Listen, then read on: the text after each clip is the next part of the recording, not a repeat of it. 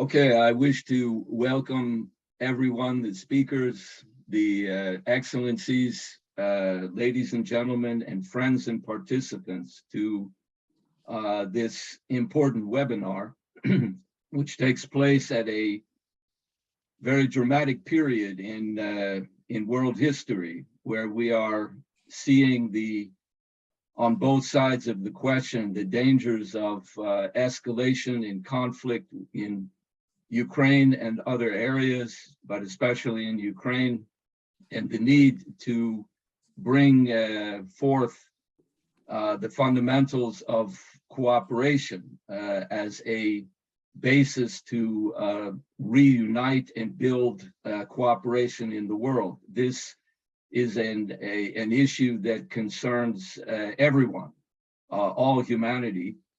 And the topic of this webinar on human rights development and the BRI represent a point of view which we will elaborate in the course of today's webinar as to how a positive view of leading the world out of conflict and towards a greater basis of cooperation and friendship, which is essential to provide a good and positive future for mankind.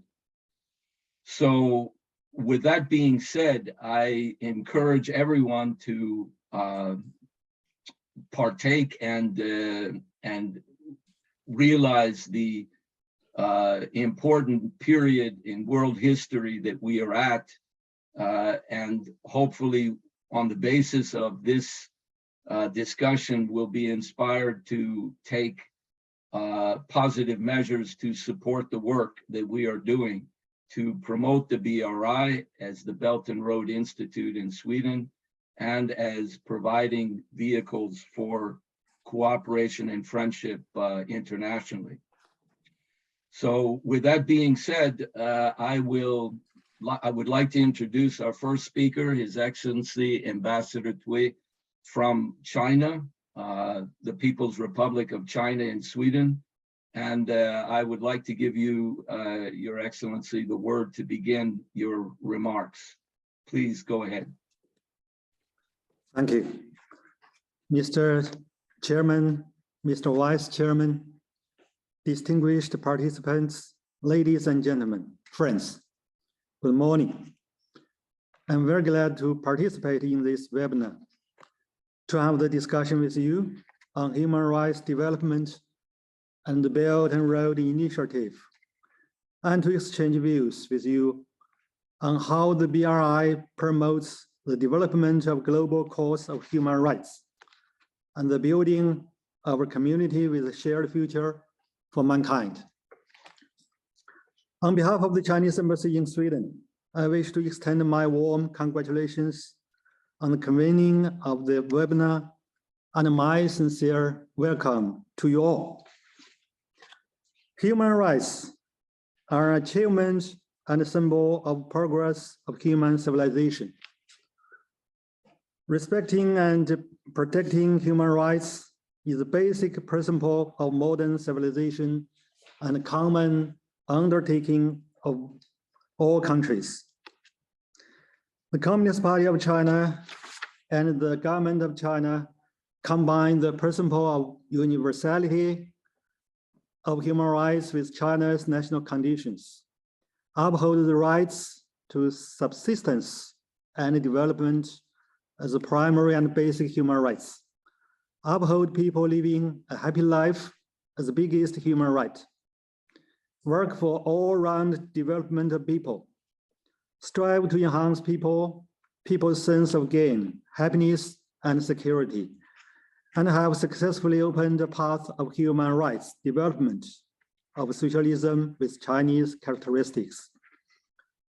At the same time, China is committed to promoting development through cooperation and promoting human rights through development. China fully participates in global governance of human rights and has made a significant contribution to the development of the global cause of human rights. The BRI upholds the principle of extensive consultation, joint contribution, and shared benefits. It follows open, green, and integrity concepts. It actively promotes policy coordination, facilitates connectivity, unimpeded trade, financial integration, and people-to-people bonds. It pursues goals of high standards, sustainability, and improvement of people's well-being. The BRI is an initiative of shared development and also an initiative of protection and promotion of human rights. It provides China's solution to the promotion of the global cause of human rights. First, the BRI vigorously promotes the right to subsistence. The right to subsistence is the most basic human right and the premise and basis to enjoy and develop other human rights. Health and medical conditions bear directly on the quality and standard of people's subsistence.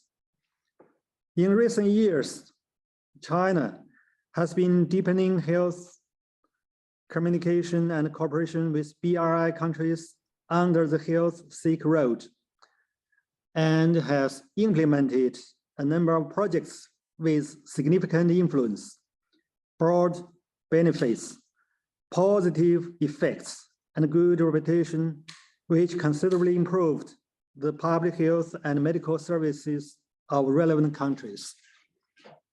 The BRI Brightness Action Program helped over 5,000 cataract patients restore eyesight.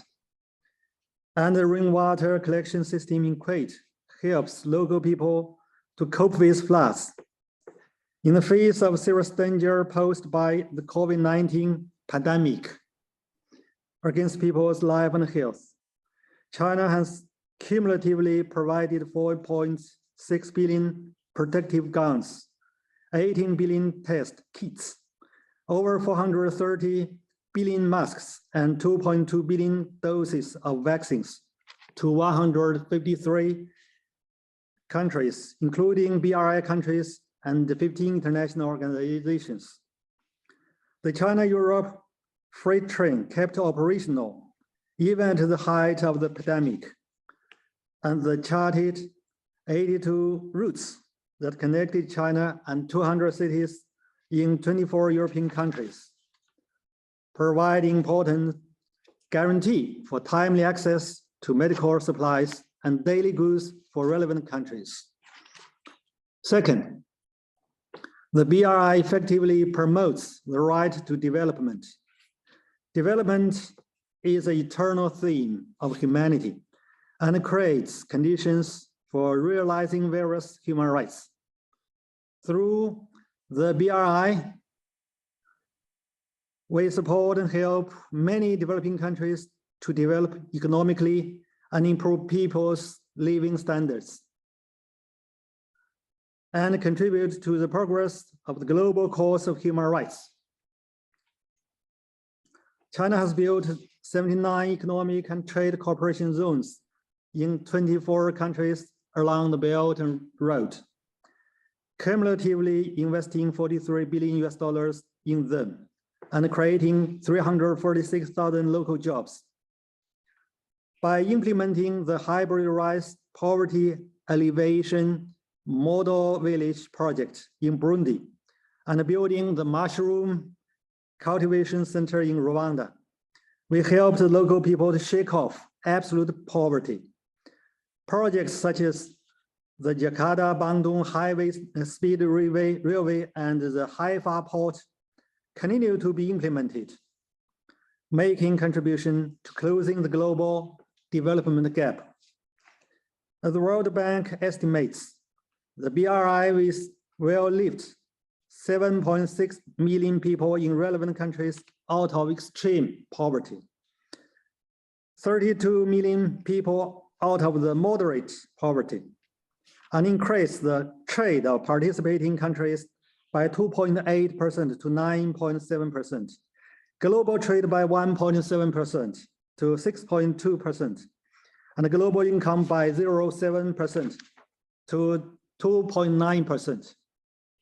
Third, the BRI strongly promotes environmental rights. A good ecological environment is the most inclusive benefit for the people. In building the BRI, China has always been committed to green development. Incorporating into the BRI cooperation and circular economic development, energy conservation and emission reduction, new energy development and climate actions, and effectively safeguarding and promoting the environmental rights of the people in BRI countries. We have increased investment in renewable energy supply projects, committed to stop building new coal-fired power plants overseas, and supported BRI countries in making their energy supply more efficient, clean, and diverse. In the planning and implementation of the projects, we fully take ecological factors into consideration. For example, wildlife migration corridors are built in infrastructure projects, and processed water is reused and recycled, which generates positive effects.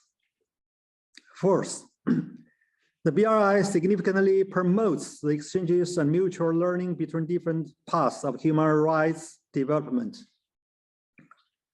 It is China's consistent view that there is no superior path of human rights, and each path is special in its own way.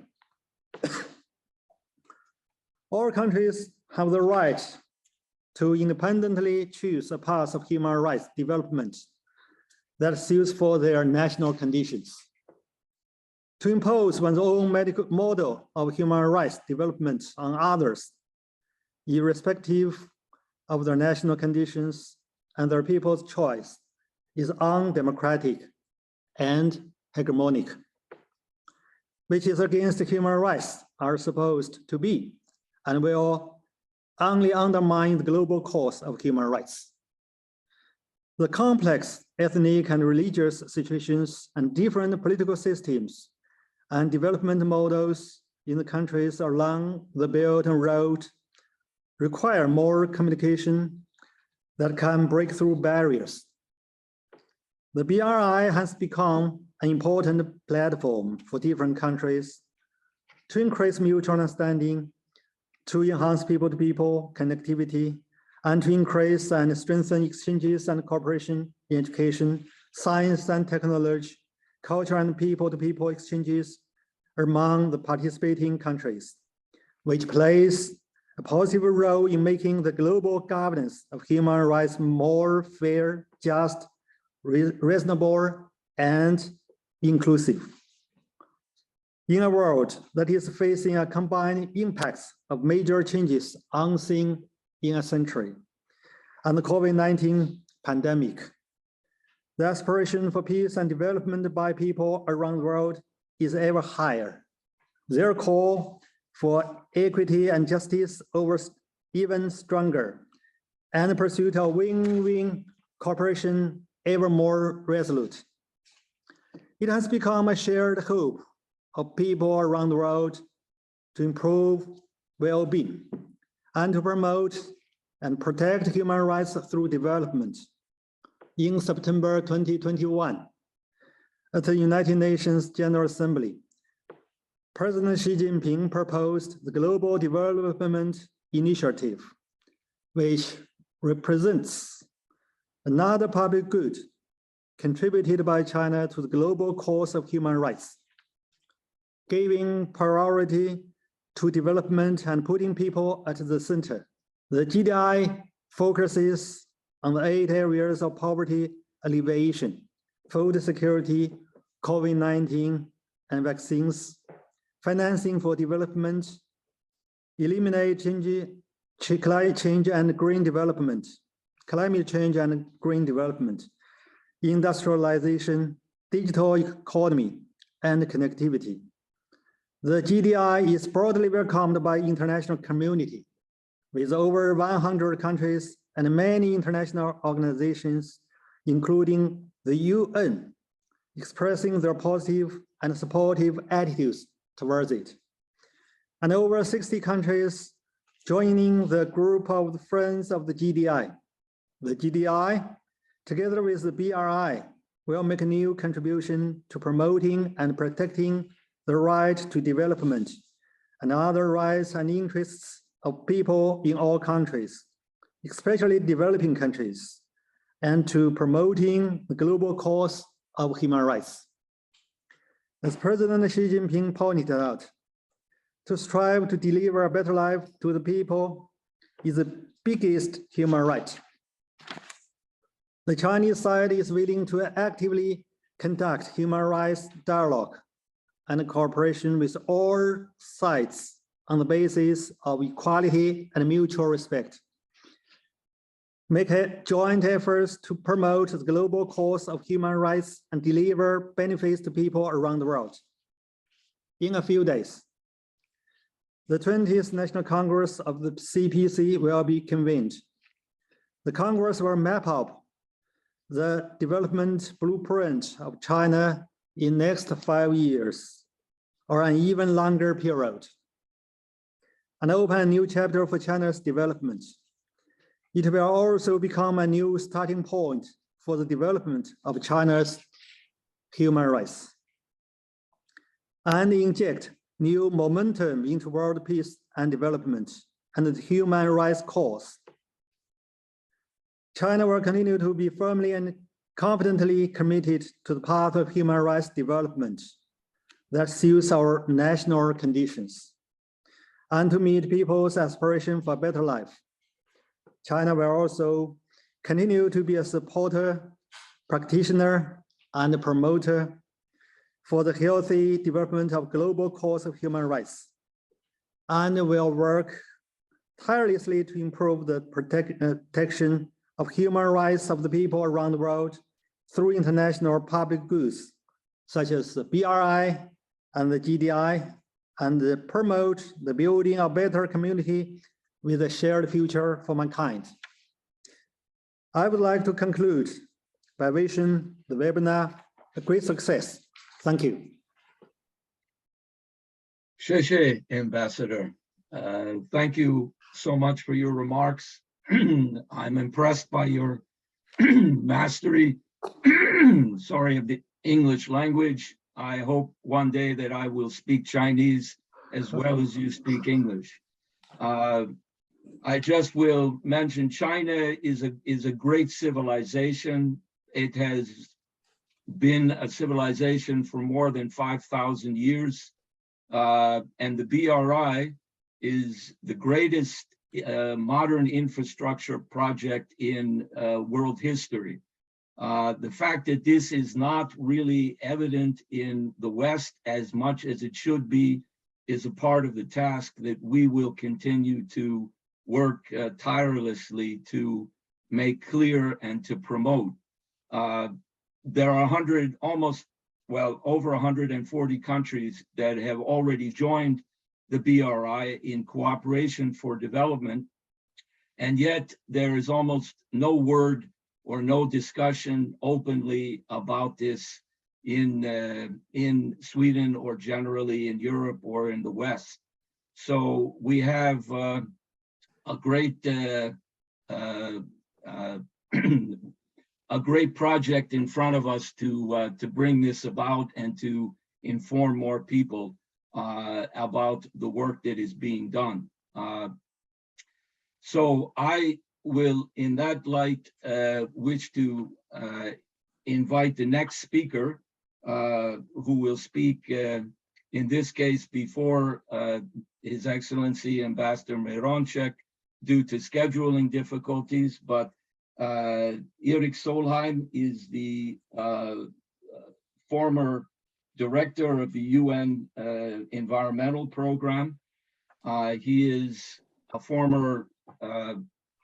politician, leader of a party in Norway, and he has been active in promoting the Green Belton Road, I know in China and internationally. And I would like to welcome you, Mr. Solheim, to the webinar, and please begin your remarks. You're muted. You're muted.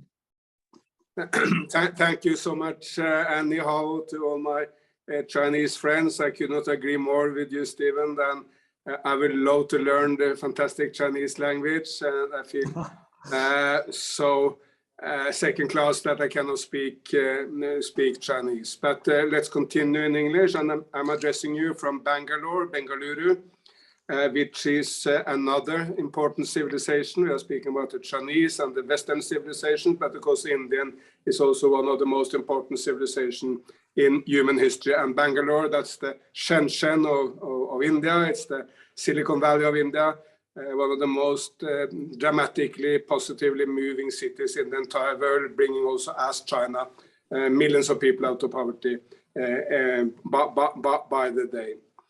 As you said initially also, the war in Ukraine is of course the most important issue of the day.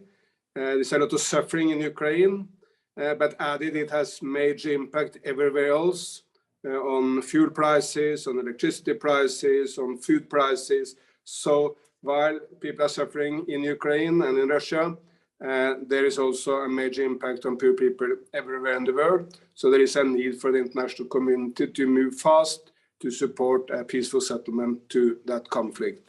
What happened in Samarkand at the Shanghai Cooperative Forum, I think was very interesting and very positive.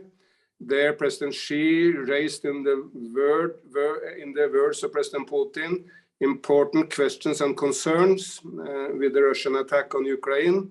And Prime Minister Modi, face-to-face with the Russian president, basically told him it's time for peace. This is not a time for war. This is a time for peace. So let's move fast to support a peaceful settlement to the conflict in Ukraine. That's the most urgent issue right now. But let me take the broader perspective. How can these major global civilizations, the Western, the Chinese, the Indian, how can we have a dialogue on human rights issues which is productive, which brings us forward, rather than bringing conflicts among us? Last year in Alaska, the first meeting between the National Security Advisor, Mr. Sullivan, and the American Foreign Minister, Mr. Blinken, and the Chinese counterparts, Wang Yi, and the State Councilor. In that meeting, the Americans started with a frontal attack, basically on whatever they didn't like in China, listing a huge amount of human rights abuses in China, seen from an American perspective. I don't know what they thought. Maybe they thought China would lay low and just accept this criticism and not react to it. Many developing countries did that in the past. They took any sort of criticism from the West without really reacting to it. Because China is a proud, strong nation, it didn't react that way. The Chinese participants in the meeting made a similar attack on whatever can be criticized in the United States of America, whether it's racism or wars, necessary wars, whatever it may be. And then let's sum up what happened. Who won the debate? Well, my humble view is that probably the Americans won the debate in their public opinion, and maybe also in a number of other Western countries. As certain as that, I'm also as certain that China won the debate for the Chinese public opinion, and probably for the public opinion in most developing countries. Were the criticisms right or wrong? Well, quite a few of the criticisms were right. I mean, some of the issues the Americans pointed to China are a real issue which China should consider. And exactly the same, the issues the Chinese brought up for the United States are a real issue which the United States would do well considering. But overall, the world lost because there was no focus on what we should do together, how we can act together to resolve the biggest issue of the time. So while not all criticisms are wrong, they are counterproductive. They don't help us to solve the major issues of our time. So let me make 4 suggestions as to how we can have a better global human rights dialogue between China and the West, but of course also including the Arab civilization, the Indian civilization, and so many other major parts of the world. First, we need to realize that there is more that unites us than divides us. If we want to solve the major problems of our time, if we want to bring peace, not just to Ukraine, but to Ethiopia, to Myanmar, to Yemen, to many other conflict spots in this world, we need to work together. We want to solve the major environment crisis of our day, the destruction of nature, climate change. Again, we cannot do that in isolation. If we want a robust economic development after COVID, bringing many, many people out of poverty rather than pushing people into poverty, again, we need to work together. And of course, if there was one lesson from COVID, it is that we are one people in the world. For quite some time, people in the West thought that this was a disease which would just happen in China. And when Wuhan closed down, there was no one in the West buying as much as one mask or one sort of equipment to the hospitals in the West, because they thought that this would be a Chinese problem, not a global problem. So when we list all these, peace, environment, development, health, we need to work together, and then we need to prioritize what we can do together, not what divides us. Secondly, we need to realize that human rights is a holistic approach. The Human Rights Declaration of the UN, in my view, is a beautiful document, but it doesn't set out one political human rights, as some people tend to believe. It sets out every important right for people in the world, starting with the right to life. If you're killed in a war or by criminals or by a disease or by hunger, well, everything else is meaningless. So starting with the right to life, right to education, right to health, right to food, right to express your opinion, right to devote to whatever God you want to, Christian or Allah or Shiva, whatever God you want to praise. All these are enshrined in the Human Rights Declaration. And then we need to look into all of them. And this week, as we all know, the Chinese Communist Party will have its 20th party congress, and that's the most important event in the world in this, maybe in this year, for sure in the last few months of this year. At this conference, China can celebrate enormous progress. It's the first time there is a party congress in China where there are no extreme poverty.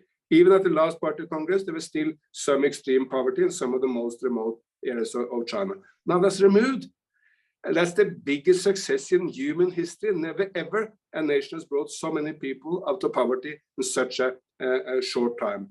Now China, of course, will set new goals when no one is in poverty. It's about a better, more high quality life. Not just getting enough stuff, not enough food, enough housing, but get a better, higher quality. I'm sure that will be reflected in President Xi's speech and all other speeches, and setting the eyes on an ecological civilization. So based on the success in fighting poverty and building infrastructure and so much other, China can aim at new heights, and particularly an ecological civilization. But then the rest of the world need to recognize this progress, not just focus on areas where there are disagreement and where in some cases China legitimately can be criticized. Thirdly, any dialogue need to be based on respect. And we need to understand that we come from different places. Well, China is 10 times older than the United States of America. China has a population 4 times the population of the United States of America. Maybe it's not right for the United States of America running around finger pointing every day. Maybe the United States could take the view. We can also learn quite a lot from China. Yes, the United States has contributed more than any other nation in the world for the last two centuries technologically, industrializing the world, and in many other ways, also promoting democratic ideas to the world. But the idea that the United States can also learn an enormously amount from this fantastic civilization, that must be part of a respectful attitude. And if you were to make one question to 100 Americans and 100 Chinese, the following question: what's most important in life? Is it harmony in society, or is it individual freedom? I give the bet that 95% of the Americans would say individual freedom is the most important. 95% of the Chinese would say harmony in society is the most important, because here in China we have been into periods of life where there was no harmony, so the Taiping Rebellion or the Civil War or the Second World War, the attack of the Japanese. There have been periods where there was no harmony in society, and they were so enormously harmful. So Americans are prioritizing, individual freedom. China's prioritizing harmony in society. It's not that one is wrong and one is right. We need both harmony and individual freedom, and there need to be a balance between the two of them. But we need also to understand that culturally we come from different places, and we need to pay respect to each other and find solutions and have a discussion on major issues. Finally, China can learn from the West, and the West can learn from China. Let me suggest a couple of areas where I think China can learn from the West, and a couple of areas where I think the West can learn from China. China can learn from the West in not taking every slight criticism very seriously. China is such a self-confident nation, the most successful nation in the world in the last 4 decades since the opening up in 1978. If someone is criticizing China, there is no need to hit back hard. Just accept the criticism. The United States of America is criticized every day somewhere in the world, and they just don't react to that. There's no need for China to be so vigilant to slight criticism, sometimes also from small states. And China can also maybe learn from the rest of the world that there is national and religious identity, which is very important for people. The vast majority of Chinese belong to the Han culture. The Han culture has historically been much less religious than any other culture in the world. I mean, look to India, where I'm now, religion is front and center. It's everywhere. It's the dominating issue in society. It's the platform for Prime Minister Modi. While, of course, in China, religion has been playing a much less role. And the minorities are very small compared to the enormity of the Han population. So for the Han population, the government of China to understand that there are cultures, say the Uyghurs, where religion is very important, and where minority rights and the recognition of their rights is very central. Here, I think China can learn from other nations which have been quite successful in integrating minorities and give them the space for themselves, while at the same time, because being part of the wider nation. Where can the West learn from China?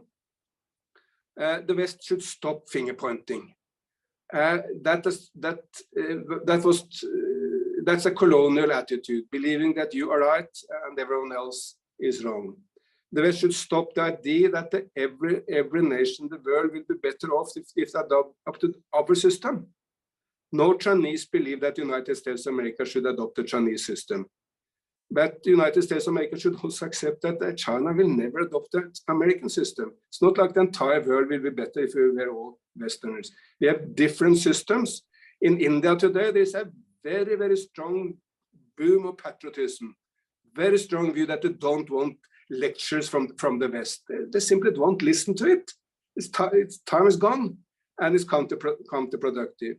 The West need to understand that they should not, of course, try to bring the system by violent means, like in Iraq, but nor by intervening in all sorts of election or political processes in other nations that tend to be counterproductive and tend to cause conflict. And these kind of liberalist hegemony or liberalist interventionism has failed, and it needs to stop. And here the West can learn from China to accept that the world will have different systems, and that's likely to continue for hundreds of years, maybe for the entire history of humankind. And the West can learn from China that the world is a much better place if we always prioritize peace. When Deng Xiaoping became the ultimate leader in China in 1978, he basically said, we will put economic development of China first. We do that, we don't have time to wage wars everywhere else, because that's a distraction from our main aim. And after that, China has not been involved in one war anywhere else in the world. China is also the nation which is using its veto power in the Security Council the least, and China is not trying to impose its solution to any conflict in the world. And I think if the rest of the world were adapting the same attitude, that the better solution is to avoid war and for superpowers to stay out of wars, a lot would be achieved in the world. So to summarize, there is a lot China can learn from the West, and of course from other civilizations like, say, India. But there's also a lot the West can learn from China. But we can only learn from each other if we establish a system of mutual respect, of listening, and on working together on all the issues where we have common interests. So thank you for the Belton Road, the Swedish Belton Road, for organizing this conference, because Belton Road is a fantastic vehicle for this people-to-people dialogue on all the issues we are discussing here today. But even more, of course, it's a fantastic vehicle for all the green investments, which the world has so much desire to get out of the economic crisis, to create jobs, but also to protect Mother Earth in a completely new way, and to establish what President Xi has advised us, we need an ecological civilization. Thank you so much. Okay, thank you, Mr. Solheim, for your very good and excellent insights and remarks. I would just, I don't know if you will be able to stay with us or if you will be forced to leave before the question and answer period, but what I would like to underline in terms of your the remarks you were making is, number one, the Ukrainian conflict cannot be resolved militarily. If this is the perspective that appears to dominate the thinking of, on the one side, NATO, or even on the Russian side, it will not work. There has to be an alternative, a diplomatic solution for the benefit of not only Ukraine, but for humanity. That means that there will be inevitably compromises which may not be entirely satisfactory to either side, but the world needs a peaceful solution, a diplomatic solution, and an end to the military conflict in order to move forward with the Belton Road. And Ukraine could be a very important bridge to promoting and connecting Central Asia, China, and Europe around the issue of the Belton Road if this destruction and conflict would come to an end. So I fully support your point on that. I also would just make the comment that Asian civilization with China in the center is as you have pointed out, both China as well as India are extremely old and important civilizations, much older in many ways than what we know in European civilization. They are on the rise. The colonial periods where Western dominance and arrogance directed against Asia, China, India as well, is in principle, it's over. The question of what is important with the BRI is the possibility for extending the hand of cooperation, as you pointed out, Mr. Solheim, respecting the dignity of each other and realizing that there cannot be a world that can go forward with one trying to dominate or impose its will on the other. This is a lesson that the West really needs to consider in terms of what the importance of the BRI is as a vehicle. to promote cooperation and friendship. So, and the inevitability of the rise of Asian society and civilization, not only China and India, Pakistan, other Asian countries, this is not going to be reversed. So part of what this seminar or webinar will continue is to outline the basis for how this cooperation can go forward. And with that being said, I would like to ask Ambassador, His Excellency, Ambassador Moronchek, the Ambassador of Belarus, who will outline and give us his insights into how, in fact, the Belton Road has been a key part of the policy of Belarus and the fight for, right now, they are making to create a peaceful solution. So, Ambassador, please, you're welcome. Thank you very much, Mr. Chairman. Yeah, Ambassador Aimin, Excellencies, ladies and gentlemen. I commend both our chairman and the previous speakers for their very constructive and positive approach. Although in taking note of the grim situation we are in, they were concentrating on the chances and on positive agendas. This is important because for more than 7 months now, the international community has been living as if in the shadow of the conflict in Ukraine. At least this is the picture conveyed to us by the Swedish and Western media, as well as the political leadership. Indeed, it's a huge crisis. It's an important crisis, and I cannot but agree that peaceful resolution is what we need. Belarus has been instrumental in bringing peace back back to Ukraine in 2014, when Minsk agreements have been signed. Unfortunately, they haven't been implemented by the parties of this agreement, and that is one of the reasons why we end up in today's situation, in the conflict. We have tried again to bring both parties to the negotiating table right at the start of the new phase of the conflict in February, and in fact, 3 successful and promising rounds of talks have taken place in Belarus in February and March, but since then, unfortunately, the situation has stalled and only developed towards the worst. And now we have not only conflict in Ukraine, it is extremely important, but by and large, still a regional conflict. Nevertheless, the West is responding to this challenge by striking indiscriminately with the stick of sanctions. Instead of solving an acute but essentially regional problem, new, already global ones are being created or aggravated.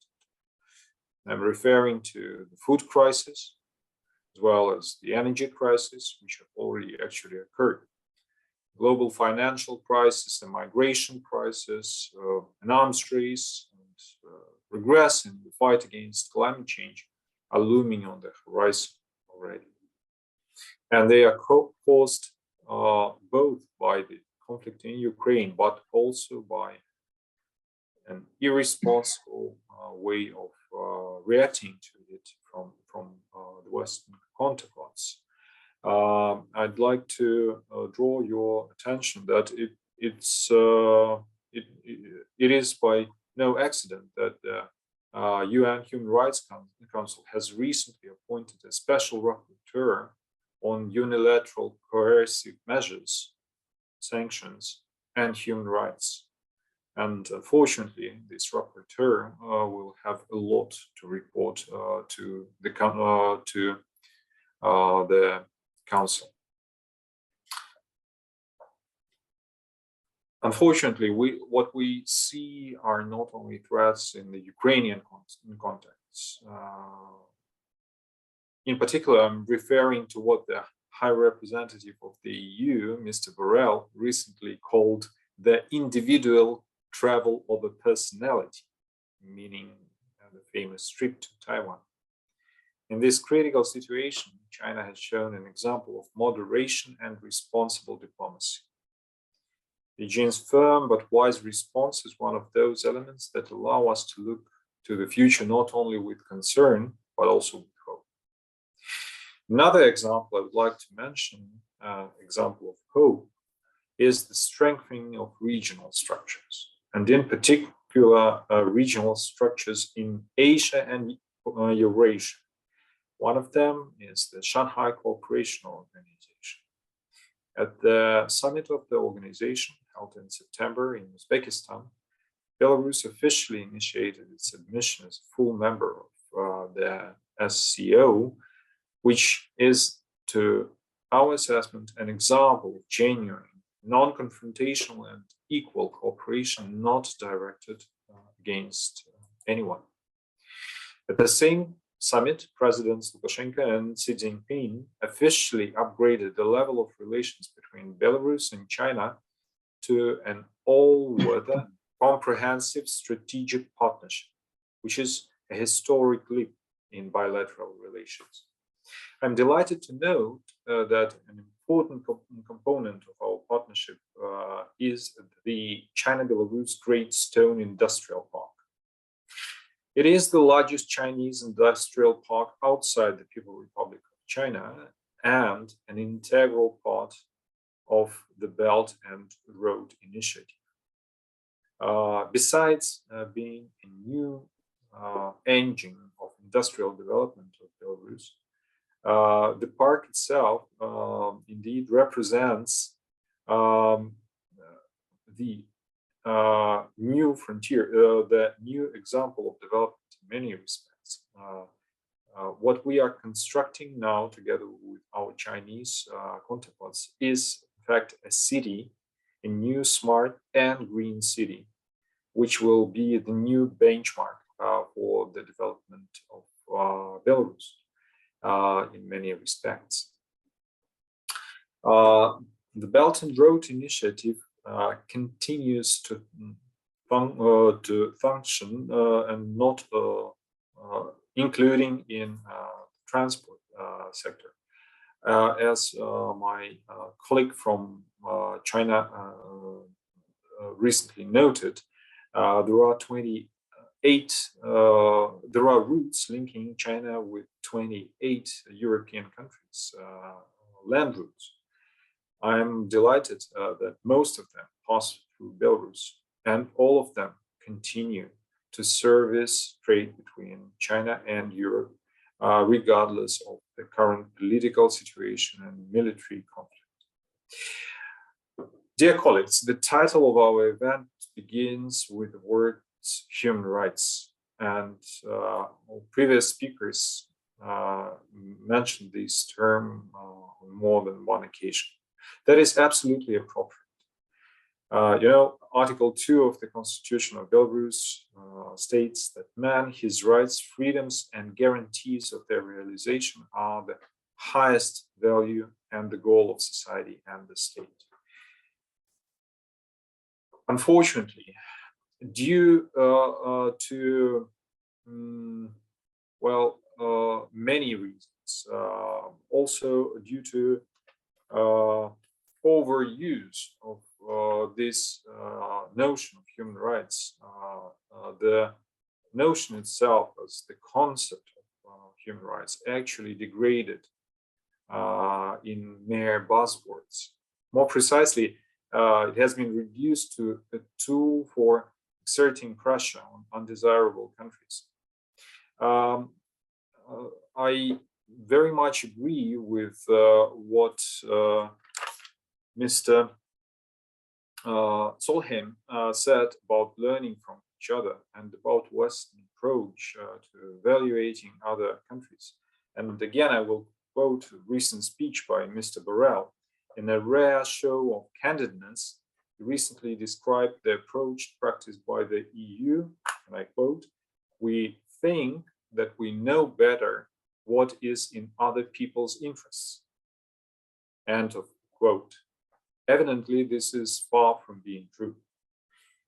And that is why I'm glad that most of the members of the UN Human Rights Council recently refused to play the game they were being pushed to play and rejected an attempt to adopt a resolution on China, on Xinjiang.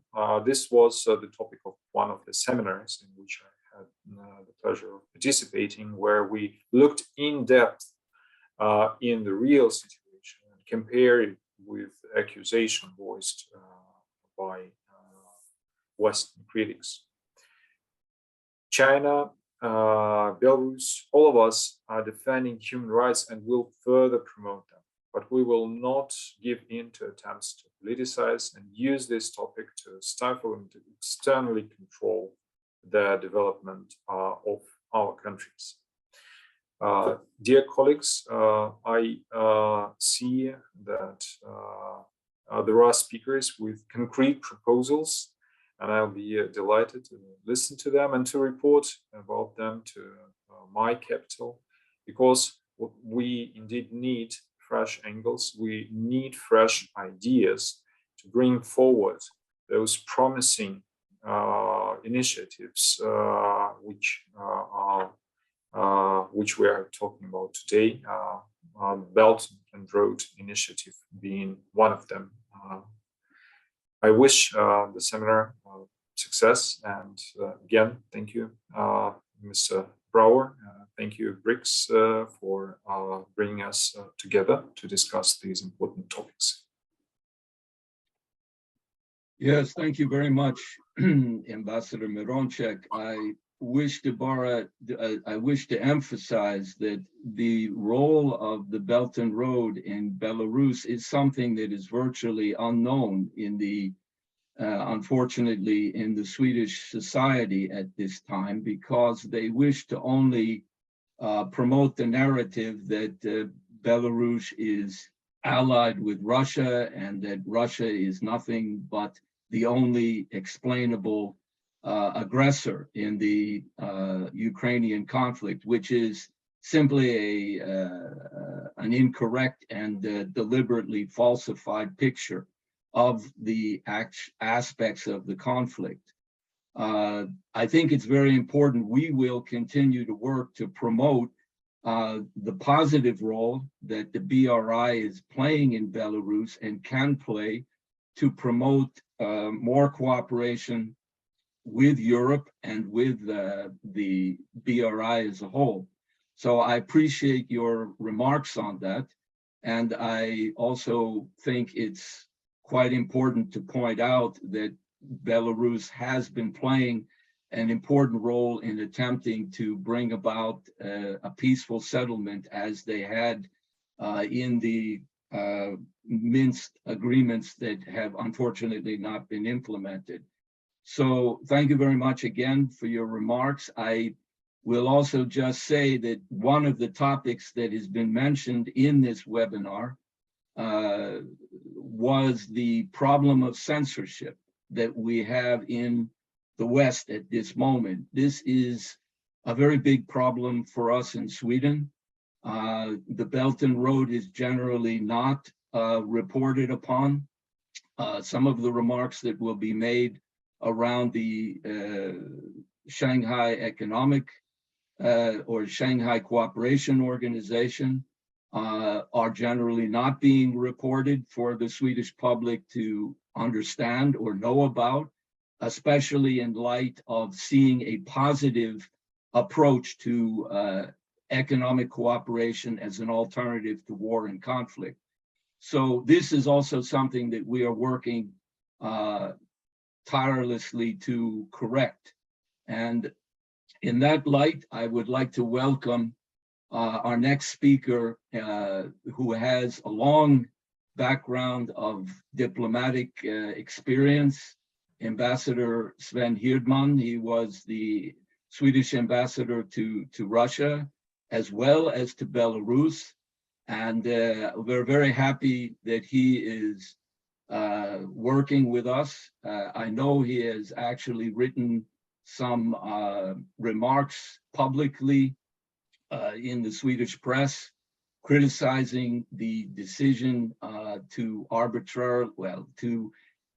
for Sweden to join NATO without any kind of referendum, to allowing the people to make a decision. I think that it's important that the voices who do have another view of what is going on and need to get their views out. So thank you, Ambassador, and please share your ideas with us. Well, thank you, Steve, for these comments. Good morning and ni hao to all of you. You asked me to make a few short comments on 4 questions, and I'll do this. I'll start with the important subject of developing global infrastructure. And I'm a firm believer in global infrastructure to connect people. Let me start by telling you a small anecdote. When I served in Russia, I once visited the historical museum in Novgorod. They have the best collection of Viking, on the Vikings, various objects and so on. And I know quite a bit about the Vikings and their role in as tradesmen and warriors in Russia and in other countries. I mean, they were the founders of the Rurik dynasty in Russia in the 8th century. And they also opened the links from the north down the Dnieper to Byzance. And I thought that was their main achievement. But the director of the History Museum in Novgorod told me, no, that's wrong. The main achievement of the Vikings were that in the 8th century, when the old Silk Road traffic between the Mediterranean and Asia had been stopped by the emergence in Arabia, in the Arab countries, of Islam and Muhammad, the trade couldn't flourish on the southern road. But the Vikings discovered a northern road. They discovered the road on the Volga down to the Caspian Sea and then on to Iran. So for several centuries, the sort of Silk Road traffic could go on a northern road, thanks to the Vikings. That was very important. And then in the 17th century, that road was also stopped by Peter the Great. But then again, there were other trade possibilities. So the Vikings were early involved in this sort of global traffic. And again, I mean, there are many examples of how this global infrastructure that had enormous importance on world trade. Take the opening of the Suez Canal, for instance, 150 years ago. That's one example. So personally, I very much welcome the Belton Road Initiative. I served in China as a deputy ambassador from 1972 to 1976. And I have visited the country 4 or 5 times since then. My sort of, how should I put it, my great personal conclusions during my work in China in the early 70s were really 2. A, that China already then was feeding 1/4 of the world's population on its own. And secondly, the sort of the long-term thinking that characterized Chinese views on the world, and so not the short perspective that we have in our countries, but long-term. And that's sort of something that I found very important in my own thinking on world events, to take the long-term perspective. A third sort of a strong impression from China was in 2006, when I visited China on a cruise and sailing up the Putong River to Shanghai, and to see this tremendous industrial expansion, all these tens and thousands of containers which were waiting to be shipped to Europe and to America. It really made a very strong trend. That was in 2006. That's what, 16 years ago. Now, there are several promising projects that improve and may improve the links between Asia and Europe. In Russia, for instance, for many years, they've been working on a project to connect the railways from, well, Japan or across the sea to North Korea, South Korea, North Korea, across Siberia, and to Petersburg and to Belarus. That will shorten the transfer of containers by up to 2 weeks, 2 or 3 weeks in comparison with the sea road. It's still the network has to be developed in North Korea, but I think when that's done, it will go ahead. That's one link. Another is, of course, the Chinese railway project through Kazakhstan and Central Asia to Europe, extremely important. And the third route is, of course, the Northern Sea Route through the Arctic, which will unite in shipping parts of Asia and Europe. So these are 3 very important projects that certainly will affect us. I mean, globalization is not dead, it's working. Having served 10 years as Sweden's ambassador to Russia from 1994 and to 2004, and also to 9 other CIS states, including Belarus, which I visited at least once a year.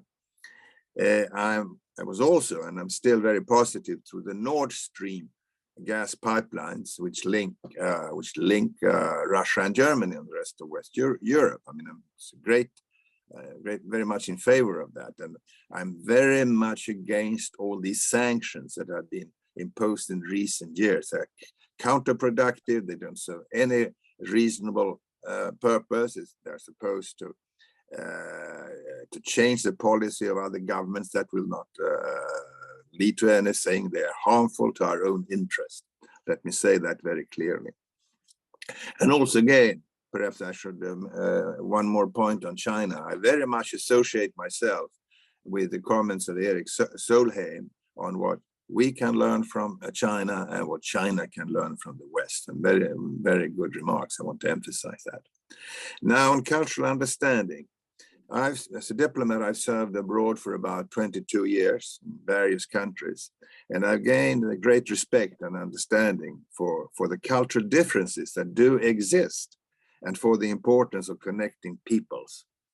You really have to live in another country. You have to understand, try to learn their languages and their mentalities. You can't just sit in your office in Sweden and write condemnation of other peoples and doings and so on. That's customary here. The Anglo-Saxon culture, which dominates in Sweden, is not the only source of cultural well-being. And that's one reason why I'm such a strong proponent for the abolition of visa restrictions that hamper travel and for trade arrangements. My mother, who, I mean, she's dead since long, but she was born in 1906, she still remembered in her life how you could travel in Europe without visas. And for instance, you know, for 25 years, there were discussions between the European Union and Russia on abolition of visas. That has not happened. And if people can't meet, they will not understand each other. People have to meet, they have to see, you know, what the situation is in other countries, what they can learn from that. That's the only way to understanding and eventually to peace. And the same goes for trade. Trade restrictions are bad, free trade is good. Now, on the Shanghai Economic Organization, well, I followed that organization since it started many years ago. It has a certain political importance, of course, uniting the interests of particularly China and Russia and the countries in the Central Asia. And other countries now are joining, like India, Iran, and so on. However, it's too far from Sweden. It's not an organization that Sweden should join, is my view. It's a regional organization, remains a regional organization. And then the question is, it was put to me, well, should we join the Shanghai Economic Cooperation Organization instead of joining NATO? Well, on NATO, my views are very firm. I think it was a great mistake by the present government to have changed course after 200 years and ask for membership in NATO. I'm against it on sort of substantial reasons. It's bad for us. It will increase tension in our region. It will make our position more exposed. It will not destroy, but well, it will diminish the international importance of Sweden. We had a certain role to play as a non-aligned countries that could mediate in certain conflicts that were, you know, had a certain objective position, to say that, and that had developed over about 100 years. It's a bonus effect for Sweden, and it was useful for the international community. That has been thrown overboard. So I think it was a wrong, substantive grounds, a wrong decision. And, you know, you can join NATO, but no country has still left NATO. So once you're in forever. So it was a very fateful decision for Sweden to take. And it was taken on a very short notice. I'm also against it on formal reasons. We took 30 years to consider whether we should join the European Union or not, which was a tremendously important economic decision for Sweden. But on NATO, we shifted in a couple of weeks. I think that was wrong. Now, on the war in Ukraine, finally, my view is that the war is a terrible mistake by Russia, and it's also a crime. It's a crime. Wars do not resolve political conflicts. There were and there are political and economical disagreements between Russia and Ukraine. I followed that during my 10 years in Moscow, or I could enumerate 10 or 12 different such conflicts, you know, on various subjects. But that they do not, you know, were not a motive for a war. They cannot excuse a war. The war, as has been said, must stop as soon as possible. Every day, people are dying. Ukrainians, Russians, infrastructure is being destroyed. But for the war to stop, there must be renewed political contacts between the Americans and the Russians. It's a conflict not only between Russia and Ukraine on various subjects, but it's also a conflict between Russia and the United States. And the United States has to come in, and there must a ceasefire must be concluded soon. And then it will be take certain time, a long time perhaps, to negotiate a peace agreement.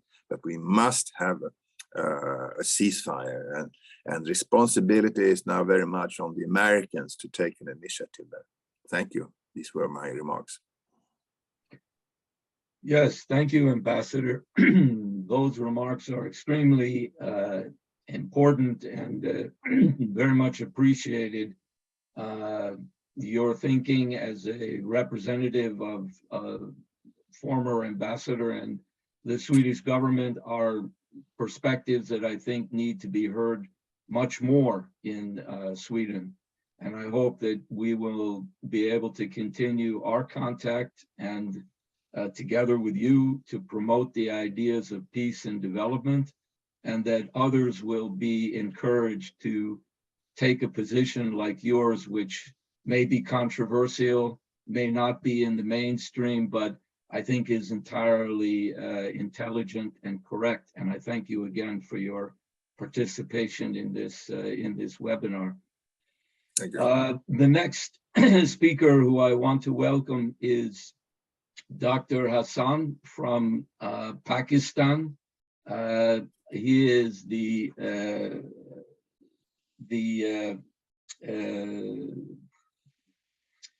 I'm sorry, 1 second, so I get your proper, the CEO for the Khyber Board of Investment in Pakistan. He is also returned, as I think some people may have heard, from a rather long research and visit to China. And I'm very happy that you will speak to us and develop the importance, for example, of the BRI and the China and Pakistan CPEC, the economic development and the work around the BRI. So you're very welcome. Thank you for joining us. Thank you very much, sir, and thank you to the ambassadors, both Ambassador of China and also Ambassador of Belarus, and Excellencies and all the distinguished speakers, ladies and gentlemen. It's a matter of great honor for me to speak in this great forum, especially as someone who has remained closely attached to the development. I had attended both the BRI forums in 2017 and 19 representing Pakistan.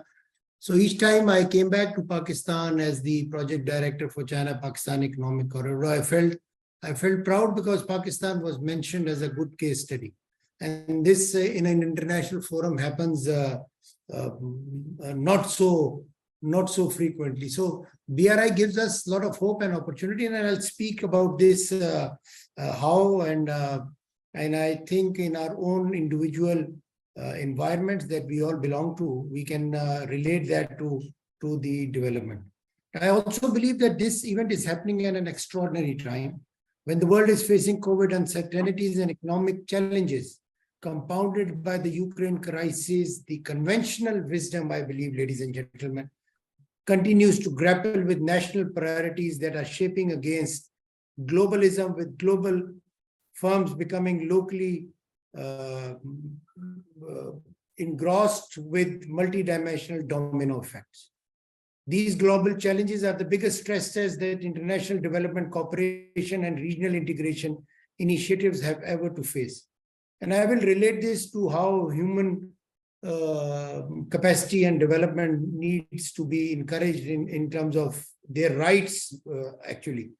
And in the midst of all this, governments are exploring solutions to avoid long-term damage to their economies and facilitate the recovery that can address challenges to livelihood, poverty alleviation, provision of global public goods, employment creation, and global order. And which country would we take as case study, if not China, taking 800 million people out of poverty? And the most important aspect is the rural population that they've taken out of poverty.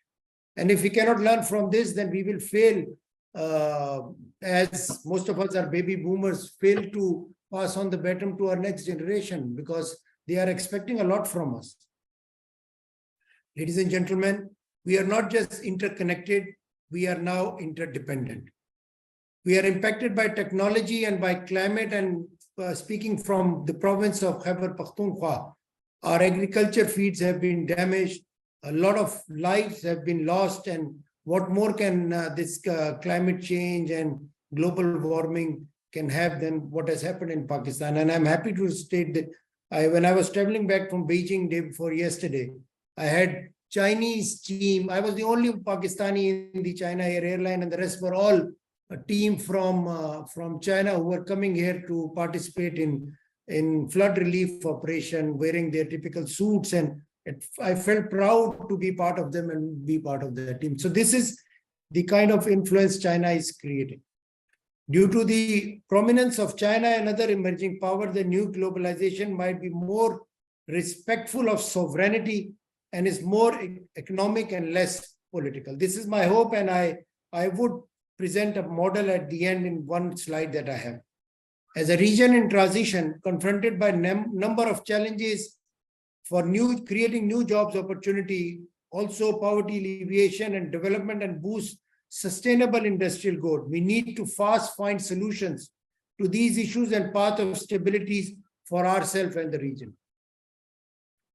As a professional who's working on economic growth through projects, I believe that the regional conflicts and bitter politics have traditionally impeded economic cooperation in my region, which remains one of the least integrated and cooperative region in the world, with minimal movement of goods, individuals, and investment across countries.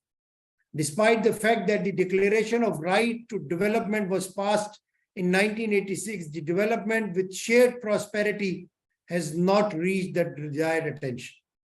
Today, we remain focused to achieve a political system that can meet the expectation of the masses to deliver the range of desirable political goods, ensuring rule of law, human rights, security of possessions, a just judicial system, employment generation, and a sustainable economy with a set of values that ensures fair play. The significance of the right to development embodies the fact that it embodies a comprehensive approach to the realization of human right of constant improvement and well-being. And this is the biggest reason, human right that we have. And I totally agree with what Ambassador Sui said about the right for development and right to become rich and right to prosperity. And that's the biggest human right that we can do. Still, ladies and gentlemen, the greatest challenge of our time is that despite so many commitments that we have, and when I was in China, I was so optimistic by hearing the deliverables that were set from SCO.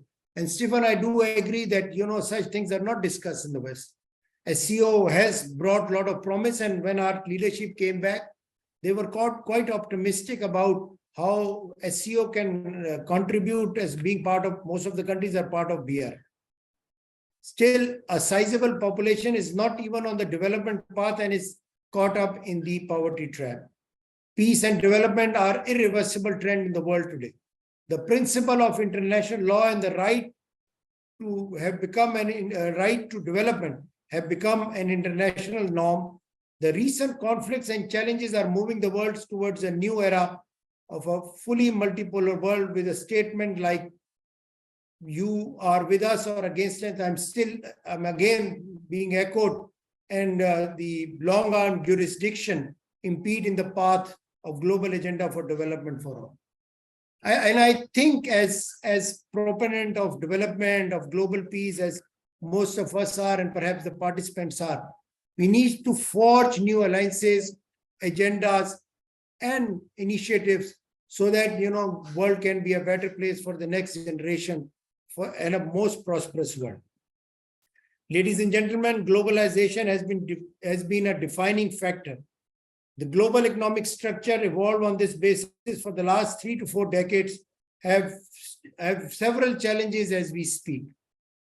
Governments across the globe focus on good governance and in particular good development governance.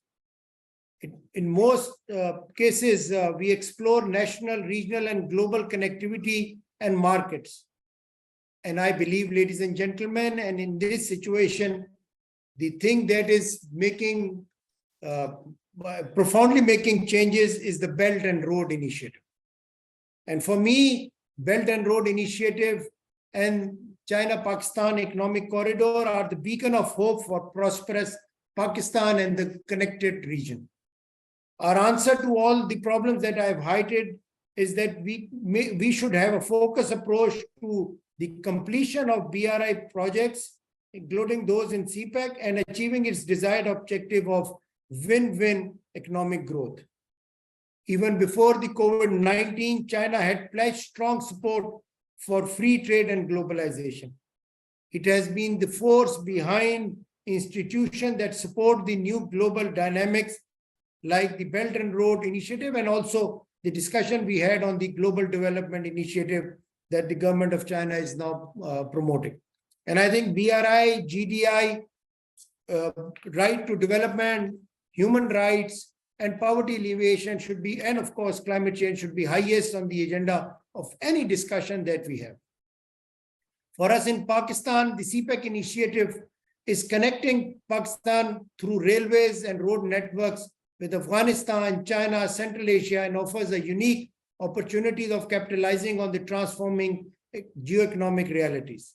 Address poverty, create employment opportunity, and help us achieve the regional and a local urban-rural integration. In the province that I'm sitting, we've just built one road from a less developed Dera Ismail Khan to an urban center in Islamabad.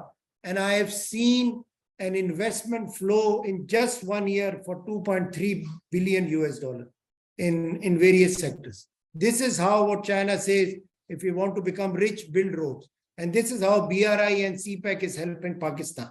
It is bringing people the right to go to better hospitals, giving people right from farm to market access. It's giving them right to go for better education and access to technology as well as communication. And these are the biggest achievement BRI, and we must showcase such and promote such initiatives. Ladies and gentlemen, I also believe that in these challenging times, governments have a vital role to play in identifying and financing high priority infrastructure projects that promote poverty alleviation, that support human rights. And it must ensure all necessities and services available to less developed areas of the region, of the country, and of the globe at large. We must also promote agriculture as a most important manifestation of BRI cooperation because it addresses poverty. We must create opportunities for investment, and I urge through Ambassador Sui that Chinese investment in green sustainable projects must flow out now, and I hope this is one of the vital agenda that stems out from the great meeting that we are expecting on the 16th of October. I think the new leadership of China, as would happen out of this meeting, would promote development, BRI, GDI, and further initiate new initiatives in climate change. Let us use our imagination to see how extreme poverty is addressed under the agenda of SDGs, relating it to GDI, to encourage fast industrialized incentives and incentivize new industries like petrochemicals, food processing, textile apparel, and most importantly, pharmaceutical. And I would urge each one of you and all those who are listening that based on what we have seen in the pandemic COVID-19, we must also encourage countries to cooperate in patent, bringing new medicines and pharmaceutical products so that the health-related issues are addressed. To achieve this, it is expected that the global leadership should be transformational, pragmatic, bold, efficient, and yet flexible to improve and benefit from what already exists before attempting to build new realities and help us achieve the path of prosperity. At the end, I would recommend, and I would at the end put a slide just at the last of my recommendation. But before that, I would like to say that we must mobilize all our resources for regional connectivity through an aggressive strategy and a serious commitment to address the concerns of less developed countries. This also means ensuring the benefits of globalization through BRI are more equitable by connecting regions and countries and accepting a role of different leaders and various communities. We should not forget all the communities that are in BRI. In this changing global scenario, the process will be challenging, ladies and gentlemen, but it has to be incremental, and this daunting task needs us to chart a clear and innovative path to regional and global economic success. And as in the words of Den Shopping, it does not matter whether the cat is black or white, as long as it catches the mice. So, Mr. Askari and Stephen, if you allow, I would like to share just one slide to end my talk and share my model of cooperation, which I had. Please go ahead. You are allowed to share. Thank you, sir. Can you see the slide?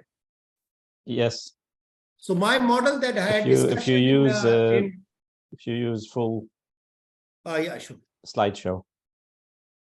Will do. Yeah, here it is. Okay, great. So I would like us to cooperate more on education by capacity building and ICT-enabled infrastructure development. And also include discussion and cooperation in R&D and PIT.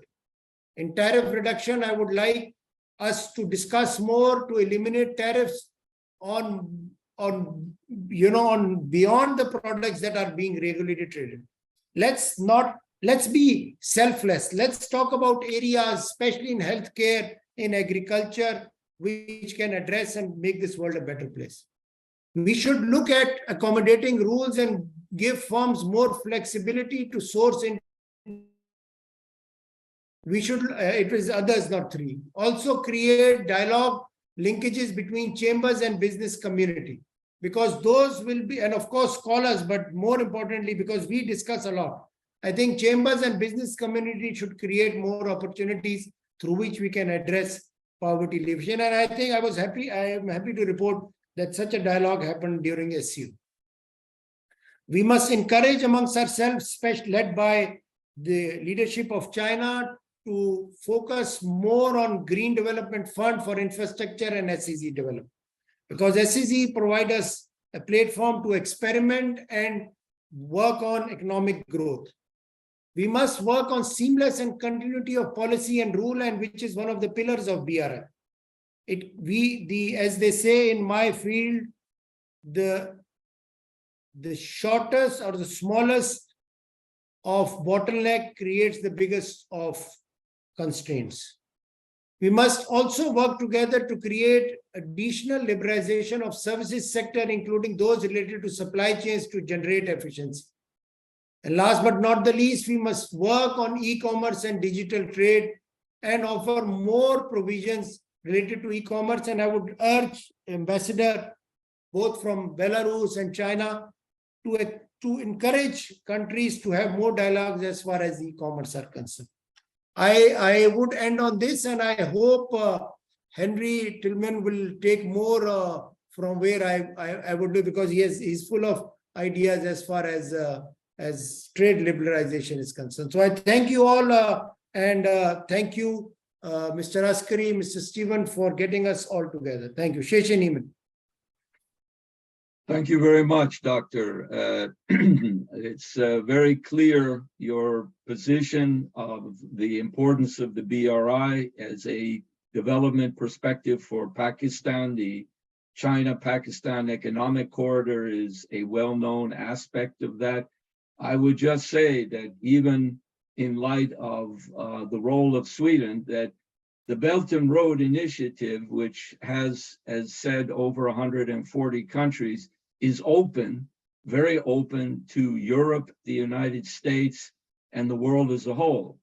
It has no limitations ideologically or in any other way. Don't forget India also. Don't forget India. Yes, India as well, to guarantee a global connectivity. And Sweden is part and has been a major part of international trade development, and has all the reasons to participate in the Belton Road, as does Norway. We will hear later from our friend Dr. Glenn Deason. So I just also would say that you have made very clear that the question of human rights cannot be, especially from the perspective of Asia and from China, cannot be divided or separated from economic development. And as Dr. Erik Solheim said, we have to create a dialogue where the Asian sector, the countries of Asia, are able to listen and talk to those in the West. The West has to understand that human rights has to include economic development and respond to that, which up until now they are not yet doing. So we will continue to work to bring about that result. And with that being said, I want to give the floor to our last speaker for this morning's session, who is the CEO, chairman of China Investment Research in the UK, Henry Tillman. He has been a guest of ours previously, and he is more than most any others that I know, puts together the reality and the facts of where economic development is headed globally. And he will speak to us in that context also in how the Shanghai Cooperation Organization is emerging on the international in international scope. So you're welcome, Mr. Tillman. Thank you very much, Stephen. I'll just make a very brief remark and then go straight to a single slide. So what you're going to hear in the next 15 minutes, you've never heard before, and it's all based on facts. We limit these to people who we want to share them with. We don't share them with broadly in the world.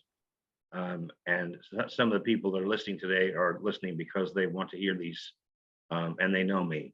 So again, everything we do is based on fact, and it's based upon hard data, which is reconciled and footnoted.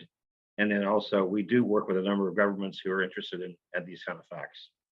But what I'd like to say as a launch is basically the BRI as a launch pad for what has happened to the world in 2022. It's built, you'll see in a few minutes, these regional hubs are taking on a life of their own. So rapidly, we're going from a single polar world to a multipolar world, and we could prove this data-wise. So can I have the slide, please?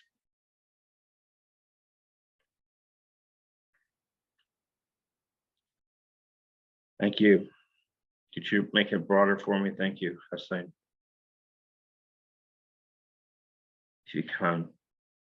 So basically, and actually, this moving so quickly that the new one was launched overnight and today in Kazakhstan. But I'm going to talk about it briefly. But Glenn knows it very well, so I'm going to defer to him to broaden it in his time frame.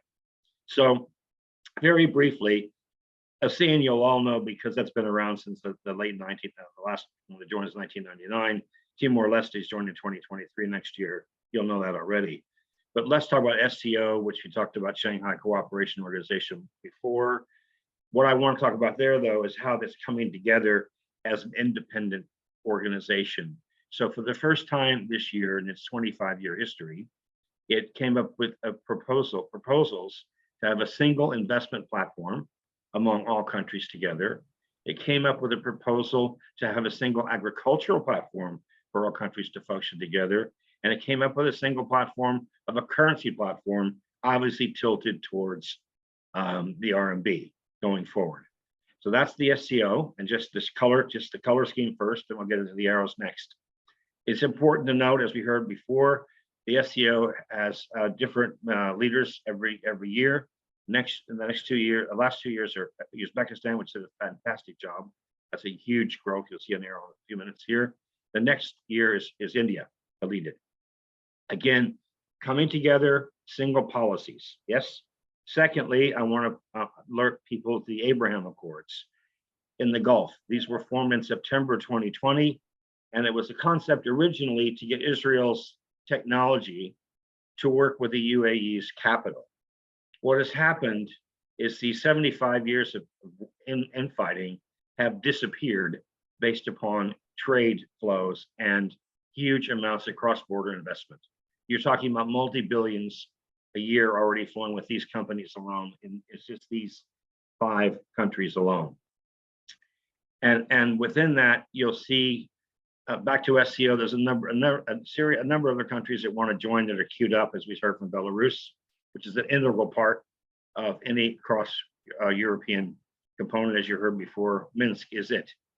And you'll also see that in the Abraham Accords on the right-hand side, you'll see that both Saudi and wants to join, and Egypt wants to join. They're standing in the queue to join. So again, they want to be bigger. I might also note that Saudi, Egypt, and Turkey also want to join the SCO. And to make it show how much even faster it's going, is something called Chika, which happened yesterday and today in Kazakhstan. It's now only 15 years old. Chika represents 27 Asian countries, 90% of Eurasian land, and 2/3 of the world's GDP. And for the first time, they've come together. Wang Shishan, I think, is there because President Xi can't go. They've come up with an idea of a single think tank, and they've come up with an idea of a focus on 18 priority areas for investment. So they're not only just loose collaborations of protection, like they started out in 2001, but they're actually becoming cross-border flows. So again, we're short of time, so I need to really keep it focused on practicalities.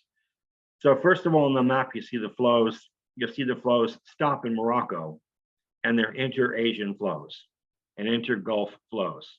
They are not Western flows.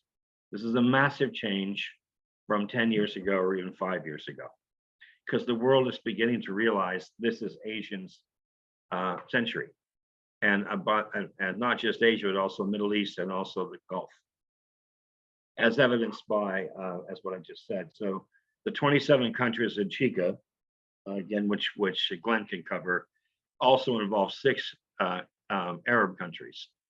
So you see Arab countries want to become part of SCO. Arab countries want to become part of TICA, which is even bigger than the SCO. Now, when it comes to flows, let's go to the right, top right, which is East Asia. What you see there is East Asia is, as you can appreciate, a major investor in the SCN region. They have been for years. But because of our research, we also provide data for lots of other places. But we just did a special report of 60 pages on Bangladesh and how they've evolved over the last few years. And Bangladesh is a classic example of how the world of 1v1 is not true. It's all a perception they spin in the press. Because Bangladesh, top investor in Bangladesh is Japan. And even when China puts all its 24 billion of projects in to Bangladesh, it's still number 2 under Japan. Number 3 in Bangladesh is Korea. Number 4 is the UAE. Number 5 is the USA. So 1v1 is not the way, it's not reality. It's what you hear on television. You must choose either the US or China. That's not the way these governments run themselves. Our second report, which is out next week, is a 50-page report on Malaysia. Malaysia is transforming itself from a country that's used to palm oil, the second biggest palm oil producer in the world, and a stock market, which is a low beta stock market and no real growth and land, into energy transformation. The plan is to become the world's largest producer of algae into biofuels and into vegetable oil. Yes, all green stuff. Yes. And the leading proponent of driving this are 35 Japanese companies seeding all of this, led by Honda, led by Mitsui Chemical, and led by Ineos Energy. So, and just behind them are Korea. And just behind them is a small investment from China. Now, I say this because in the UK, we've been a long-term friend of Malaysia, as you know, with long-term investments, and we are way behind what's happening as fast as these things move in Asia. So that's Northeast Asia. That's in the Central Asia region. I also want to highlight the flows between Central Asia. You see an arrow there into UAE. There's tremendous flows already there because basically UAE has been a big investor in Kazakhstan and our friends Hassan, basically in Pakistan. So there's flows from UAE into Central Asia, which don't have in here. Sorry, South Asia, which we don't have in here. Then if you go farther, if you go to Saudi, which is today the biggest cross-border investor, not China. China's running about 9 billion last quarter, inbound, outbound. Inbound to 9 billion, outbound 9 billion, so a wash. This quarter, it's bigger. It's not been published yet. It's around 18 billion into China and about, on a regular M&A basis, around 8 or 9 billion, but separate from one-off projects. But at any rate, Saudi is becoming the major player. So Saudi has recently committed 35 billion to China inbound. Saudi is also committed 20 billion to Indonesia. And Saudi has also committed money into growing Malaysia. And in fact, more than that, they've actually taken their green packaging company and brought it to Malaysia to make Malaysia the first Asian country with green packaging. The same is true with Morocco. Morocco is going to lead that area of the world in green energy. Yes, funded in part by partnerships they have in the Abraham Accords. This has all happened since September 2020, and it's not covered by anybody. We presented this to the Italian government and the Israeli government in July of this year in Rome.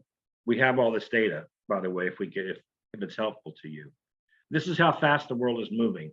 So SCO coming together used to be really it used to be around the protection, sold as protection.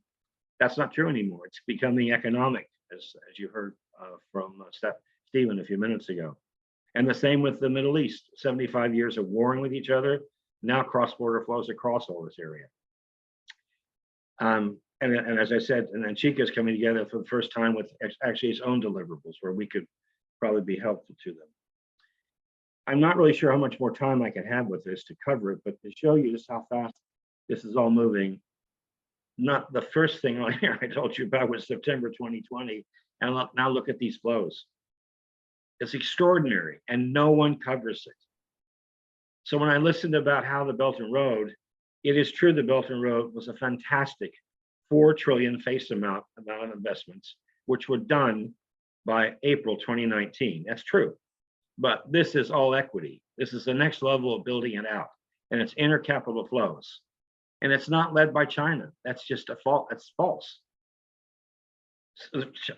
China's a fraction of UAE investment. It's a fraction of Saudi investment. Nobody covers this, which is why President Xi, when he finishes next week, as Hassan just said, will be on an airplane seeing MBS, which is why MBS does not want to deal with Biden. This whole world realizes it has moved. The world has moved. These are becoming, we're becoming a multipolar world very, very quickly, and all that data can prove it.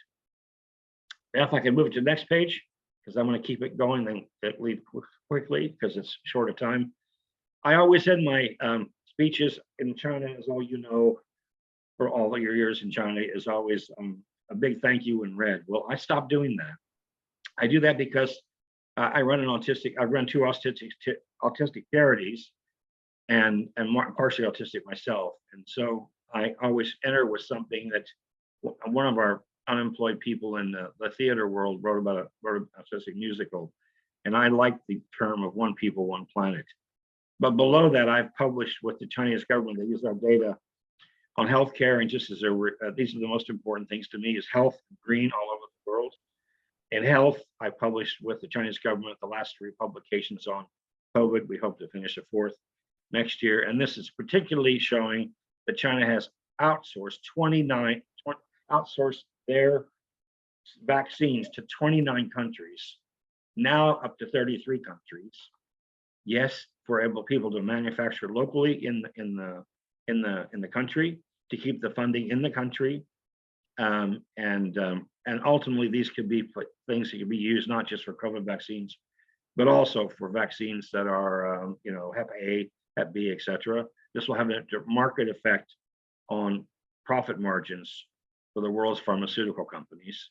And I end with green because basically my day job is I raise capital in the renewables world. And also I'm a big supporter. I made my first film on the melting of icebergs in Greenland in 2012. So I've been following this for quite some time. Also, my children's grandfather's Canadian, so he taught me a long time ago about the importance of the North. So I don't know how much time I've got, but I want to keep it tight. Yes, sorry, because we have to take the question, at least 1 or 2 questions now immediately without any further comments. Thank you very much.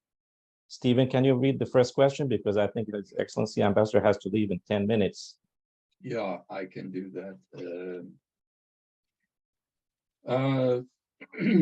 The first question would be, as a part of a keynote speech at the opening ceremony of the BEO Forum for Asia annual conference in April 2022, China's President Xi Jinping spoke about the need to maintain world peace and stability. Security underpins development. Humanity is a community of indivisible security. A Cold War mindset can only disrupt the global peace framework. To promote security for all of the world, China proposes a global security initiative.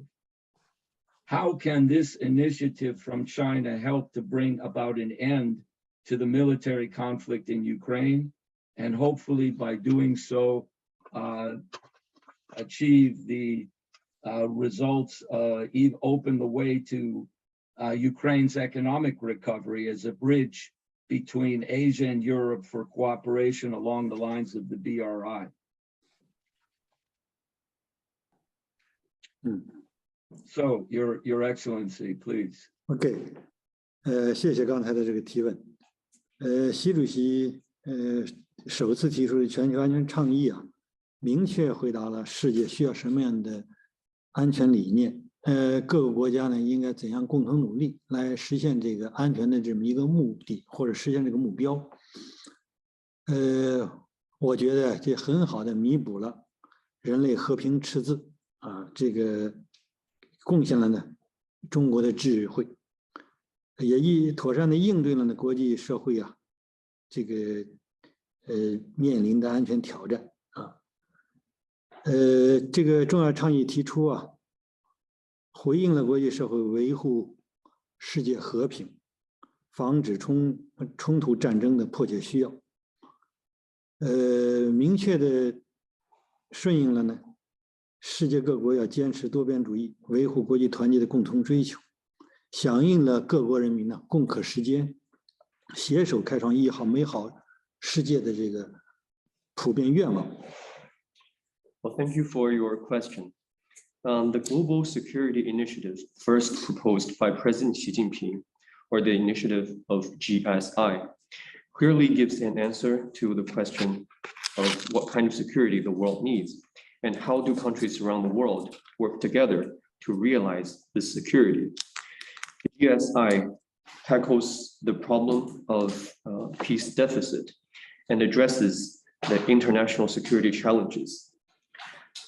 This major initiative responds to the need of the international community to safeguard world peace and prevent conflicts and wars. It also follows the aspirations of countries around the world for multilateralism and international solidarity. It also meets the shared desire of people around the world to tackle the current challenges and work together to build a better world after the pandemic.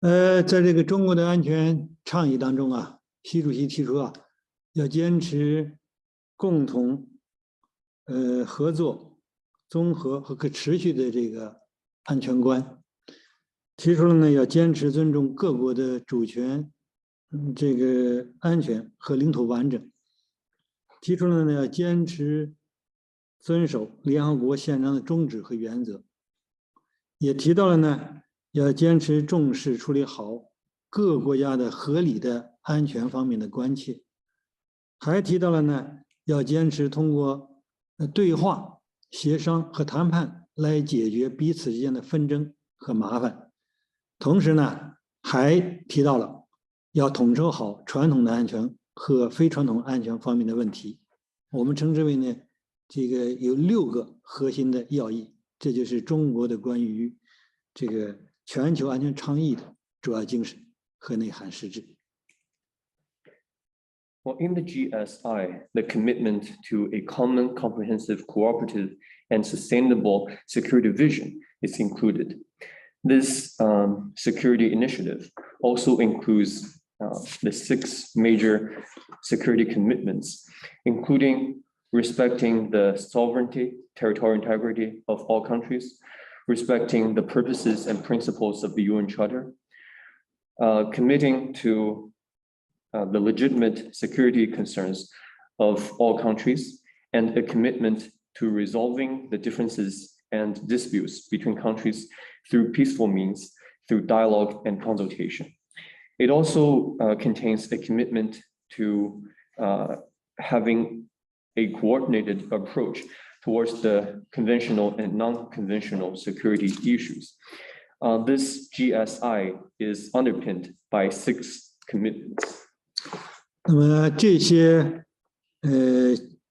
精神和原则呢，其实也是中方在处理乌克兰这个危机问题上的一贯的立场啊。These major principles are also the consistent position of the Chinese side when it comes to the Ukraine issue. 正如习主席所指出那样，和平是人们的永恒的期待。这个和平和发展呢，其实是互为条件和基础。在乌克兰问题上，中方我们始终站在呢和平的一边，一直呢致力于劝谈的促和，始终支持一切有利于和平解决危机的努力。我们也非常希望啊，国际社会啊能够贡献出各方面的聪明才智，能够推动通过对话协商妥善解决好当前有关各方之间的分歧。我们更愿意同国际社会一道共同努力，继续为推动局势的缓和发挥建设性的作用和影响。Just as President Xi Jinping has pointed out, peace is an internal aspiration of the people, and it is our view that peace and development are the foundation and prerequisite for each other. When it comes to the Ukraine issue, the Chinese side has always stood on the side of peace and has been working to promote negotiations for peace. And we've all along supported all efforts that are in the interest of a peaceful resolution to the crisis. And it is our hope that all parties involved will resolve the differences through dialogue and consultation. And we're willing to work with the international community to continue to play a positive role for easing the tension and resolving the crisis. 好，谢谢你 ，Thank you. Thank you very much, Ambassador. I would say that we have an enormous amount of substance to the discussion that has been presented. I want to just make a short comment that we're very appreciative of Mr. Tillman's input to identify a reality factually about development that is ongoing worldwide, and yet nobody in Sweden or the West is being allowed to hear how these developments are going on. That is somewhat scandalous, because a responsible media should be able to report on what is happening, and they're not doing it.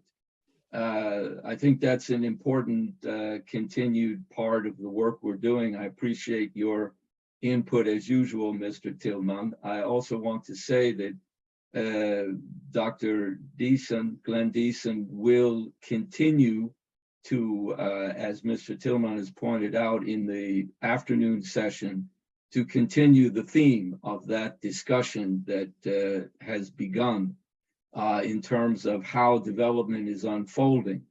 This is, as I said earlier, an inevitable transformation of the international historical period we're in.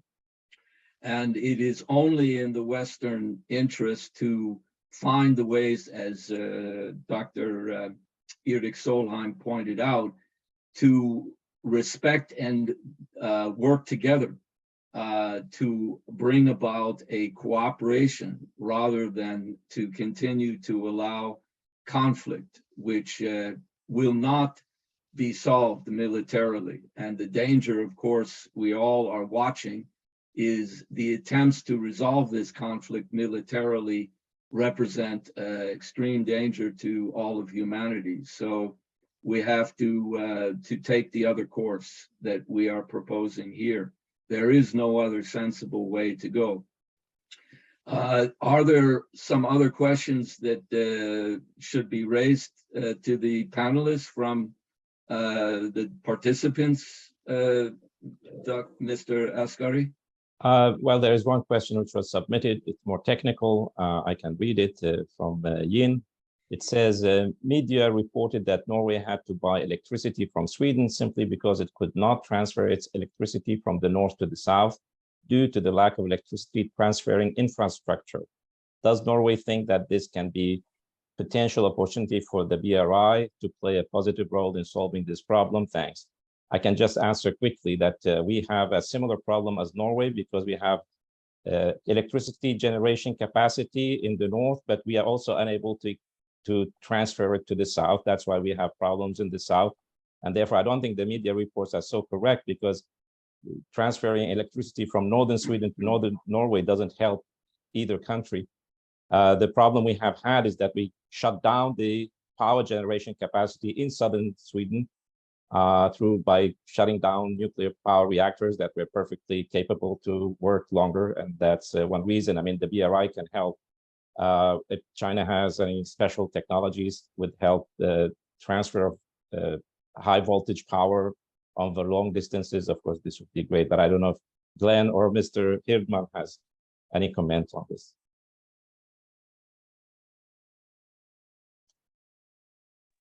Not really, but I mean, there is a long-standing cooperation on transfer electricity between the Nordic countries, North Poles. I mean, on a daily basis, we buy and sell electricity to each other. And now, of course, we are interconnected in the European Union network as well.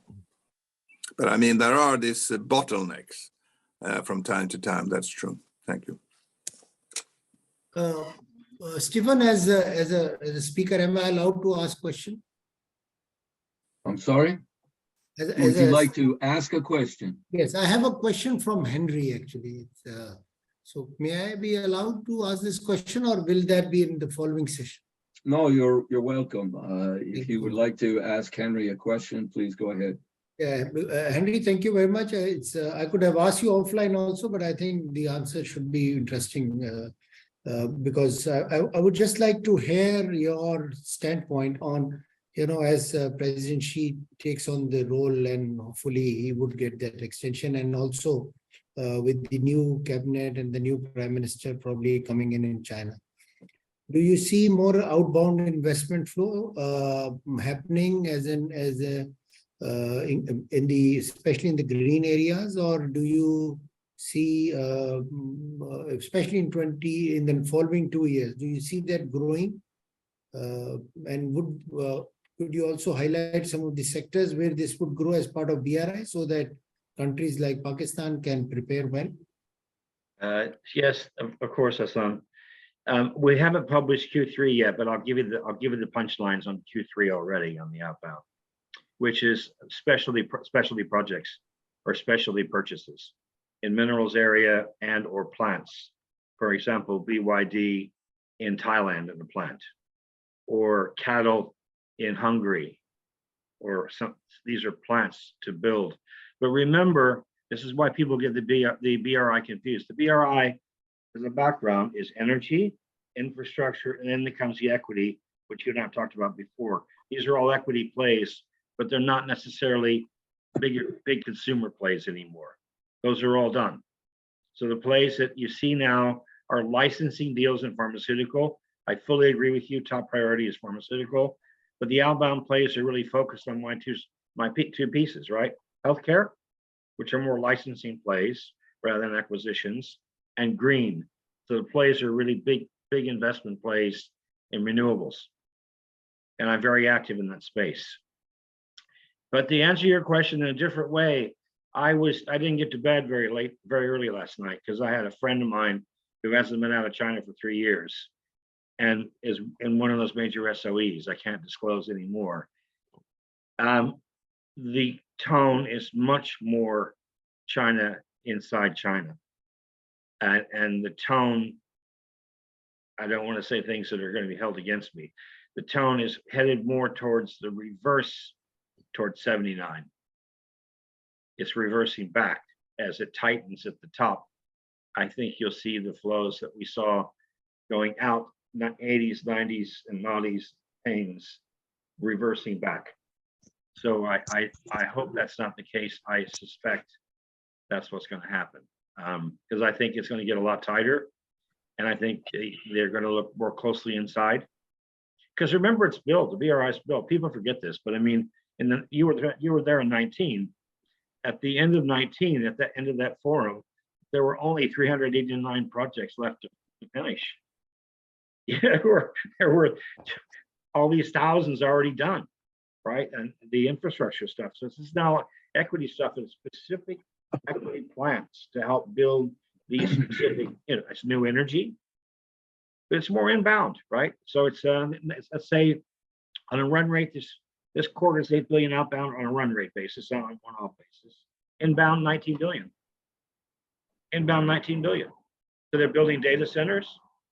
You see flows in from Japan, robotics, Korea, energy. China is welcoming inbound investment, and they have been doing so since Q3 2018, when President Xi was forced to accelerate because of Trump. And since Q1 2020, inbound every quarter has been greater than outbound. How about that? So they've switched. I know you know that. it's different. You're a special case because really they know what they're doing with those SEZs. They know exactly how to complete all the things to add the equity pieces to your debt. But actually, this is where people don't understand. It's the most amount of funds to build Pakistan are coming from the Gulf. Saudi's been a huge investor. Yes, UAE is a huge investor. So there's plenty of funds coming out of the Gulf to help build this. It's not China. There's a huge misperception that China is leading this. It's not. China was to help build the base. Now all these other countries are very clever. They know what they do because we work with them. I spent the last 2 months almost every day working with the Malaysian government. They're very clever. They know exactly what, there's a piece for China in that, but they're not going to run it. So it's really it's a portfolio approach that's being run. So yeah, China did all the hard bit at first, and it's not required anymore. That everybody else has got the message. Yeah, I've just shown you these regional places are really developing extremely quickly, where China's playing a minority role. You see, China, we were part of a webinar earlier this summer. These guys were part of it as well, where China redefined its term of where we sit in Eurasia.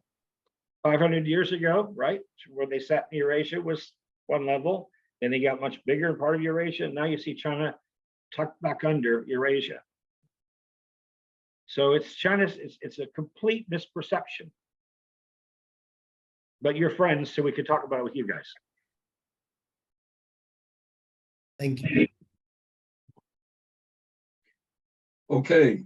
Are there more Ambassador wants to questions? say something. I think the ambassador wants to say something. 可以吗？谢谢刚才几位嘉宾刚才的发言，我也认真的听取了你们的意见看法，我也有一点想补充的一些内容。Thank you for the comments made by the participants, and I would like to add a few words.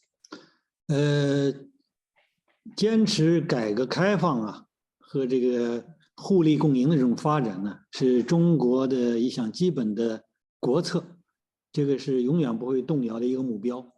所以也正是这样啊，因为这些原因呢，我们非常的主张和坚持要搞全球化，要搞坚持多边自由贸易。China has been committed to our reform and opening up and win-win development. It is a basic national policy of China that China is committed to. We're also committed to globalization, multilateralism, and free trade. 那么“一带一路”呢，这个倡议啊，其实正是这么一个基于政策沟通、设施联通、贸易畅通、资金融通、人心沟通的全方面的促进，特别是广大的发展中国家的一项发展倡议。它遵循的是共商、共建、共享这个原则。那么它很好的切合了当前世界面临的各方面的困难和问题，也为世界未来的发展呢带来了很光明的希望和前景。The BRI is exactly proposed with the purposes to enhance connectivity in policies, finance, trade, people-to-people bonds. It follows the principles of extensive consultation, joint contribution, and shared benefits. It is an initiative aimed to bring about shared development for countries, especially developing countries. It responds to the challenge of the day. 坦率地讲啊，现在在全世界的范围之内呢，每个国家都在经历不同的发展的阶段和时期。中国本身也正在经历这样的发展过程，所以特别是从去年开始啊，我们已经全面的摆脱了绝对的贫困啊，进入了一种新的发展阶段啊。中国经济现在是更强调的是绿色环保、低碳循环这种发展。现在已经呢，正在实施的是创新驱动和新旧动能转化的这方面的一个升级发展。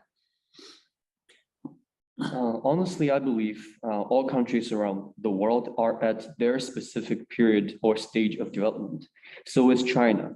Last year, China has lifted everyone out of absolute poverty, and now we have entered a new stage of economic development that we're trying to make our economy greener, more low carbon, and more circular.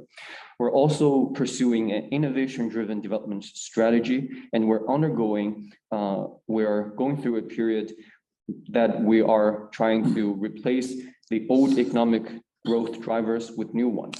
所以我们现在呢，刚才有的这个嘉宾讲啊，说中国现在更多的要依靠自己国内的市场，是不是这个情况呢？其实这个不能说是不对，但是也不能说全对，因为中国的这个市场啊，确实现在已经比较健康、发达和完善，而且市场的规模呢足够的大，啊，潜力也非常的好，这是我们这个经济发展的一个出发点和立足点。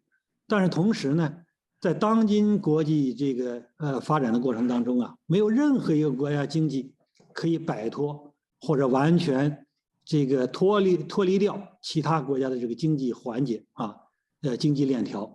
也就是说什么呢？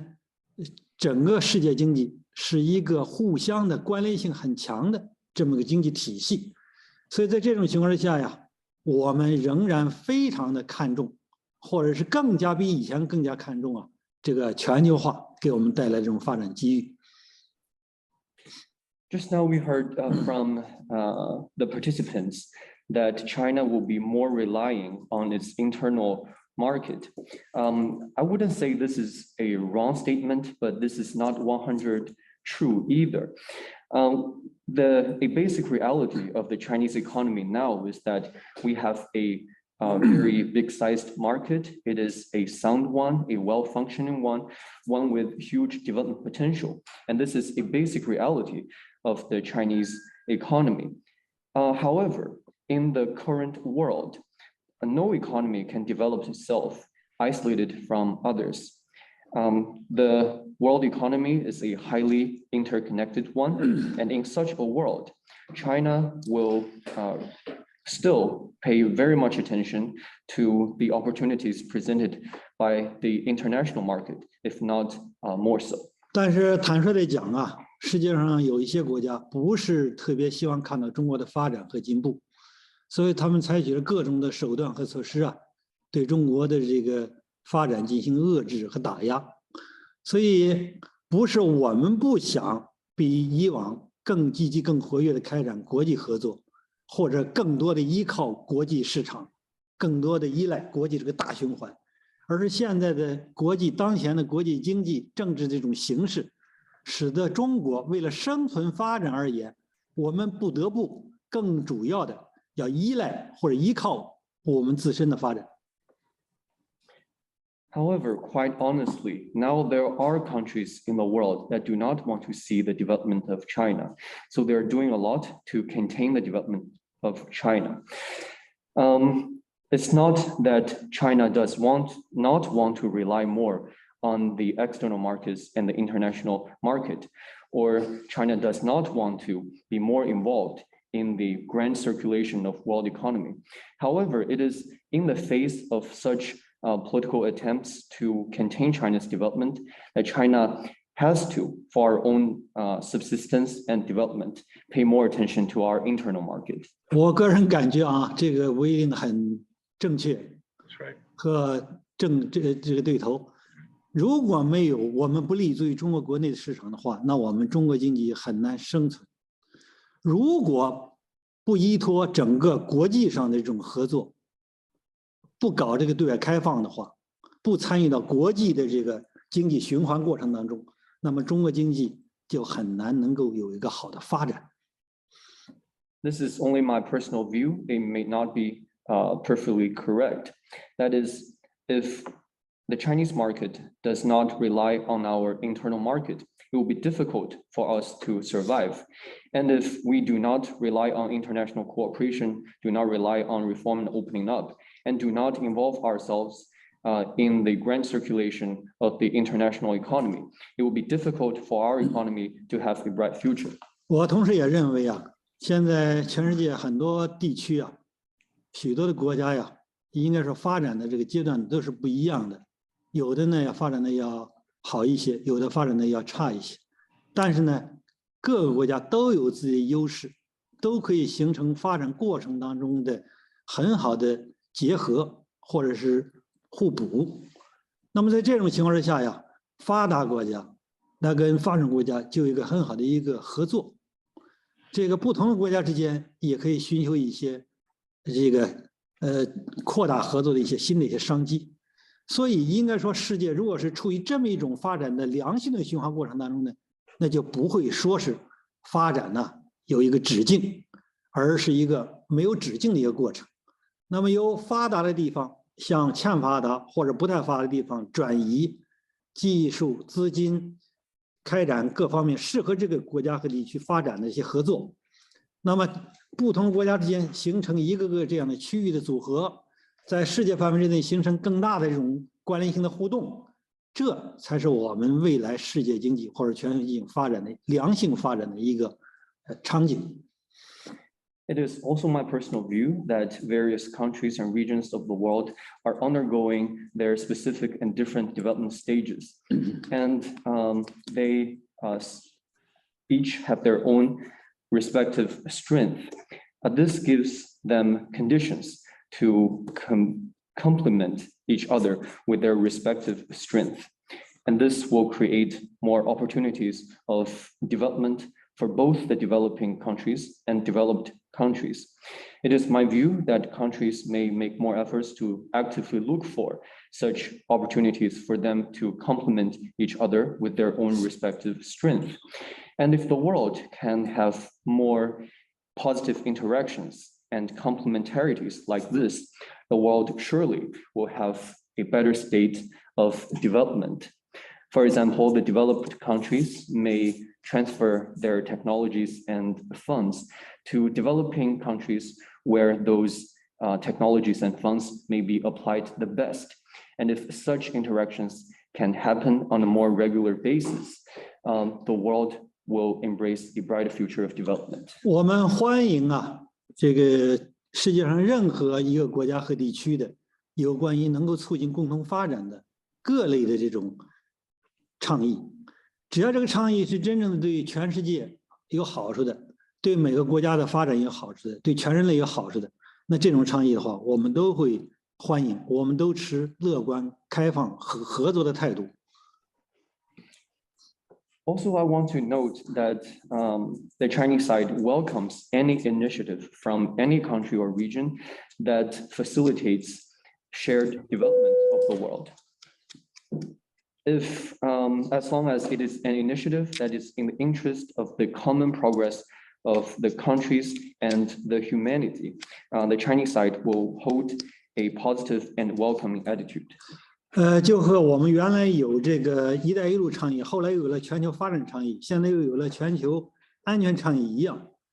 这个其实现在全世界各个地区有很多这样的倡议，这些本身就是相互应该成为一种互补，一种补充啊，而不是互相的取代，或者是互相的限制与打压。Just as the Chinese side has subsequently proposed the BRI, the GDI, then the GSI, we see that the world is now blessed with a lot of such initiatives.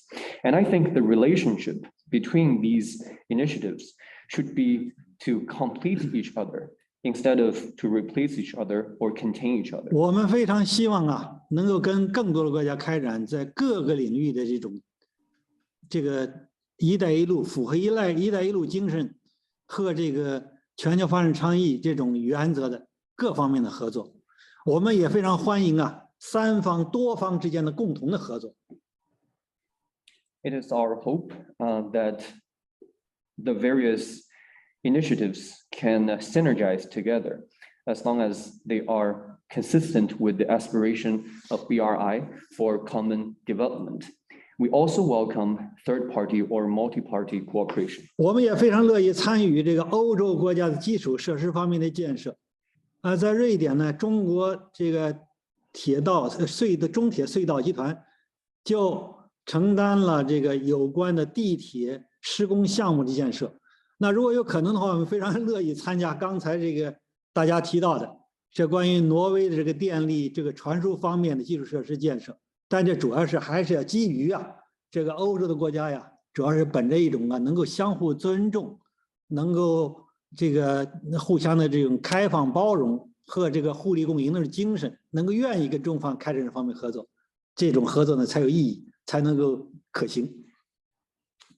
And also, we are willing to participate in the infrastructure projects of European countries. One example is that the CRTG, the China Railway Tunnel Group, has taken on the subway tunnel projects in Sweden.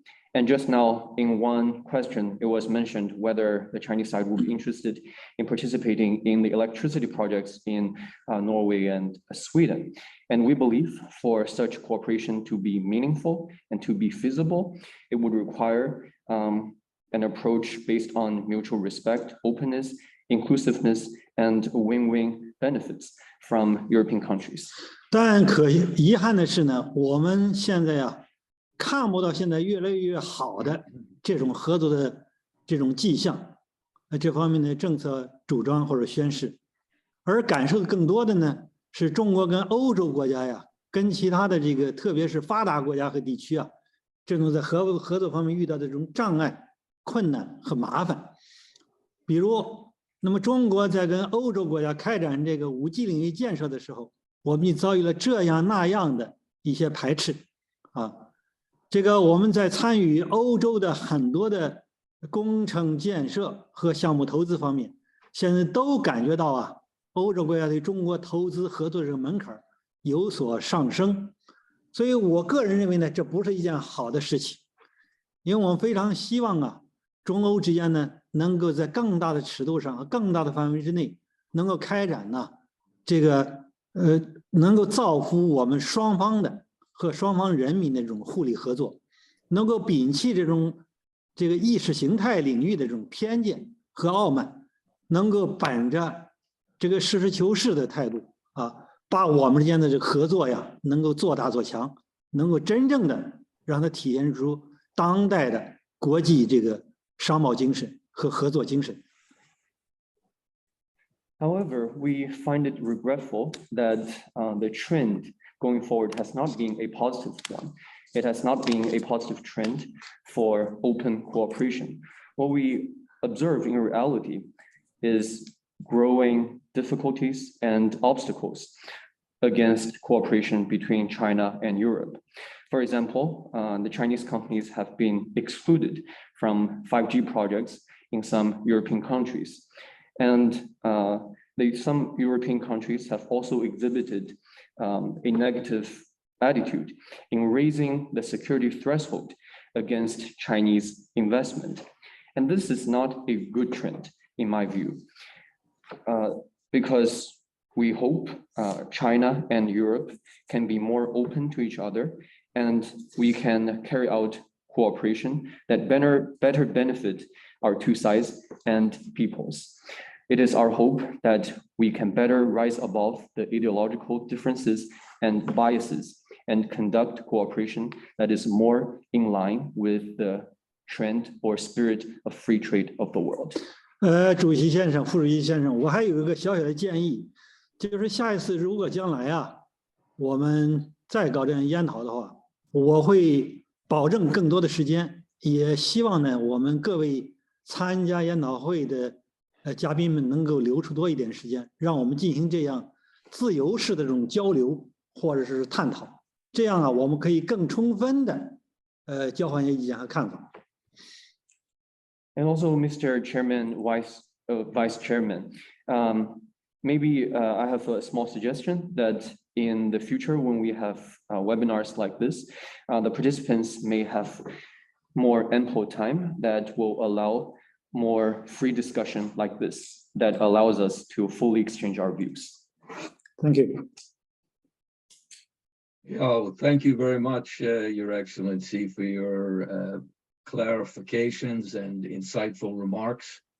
I think the discussion or the the webinar has been very productive in putting perspectives that are otherwise generally not heard, put forward.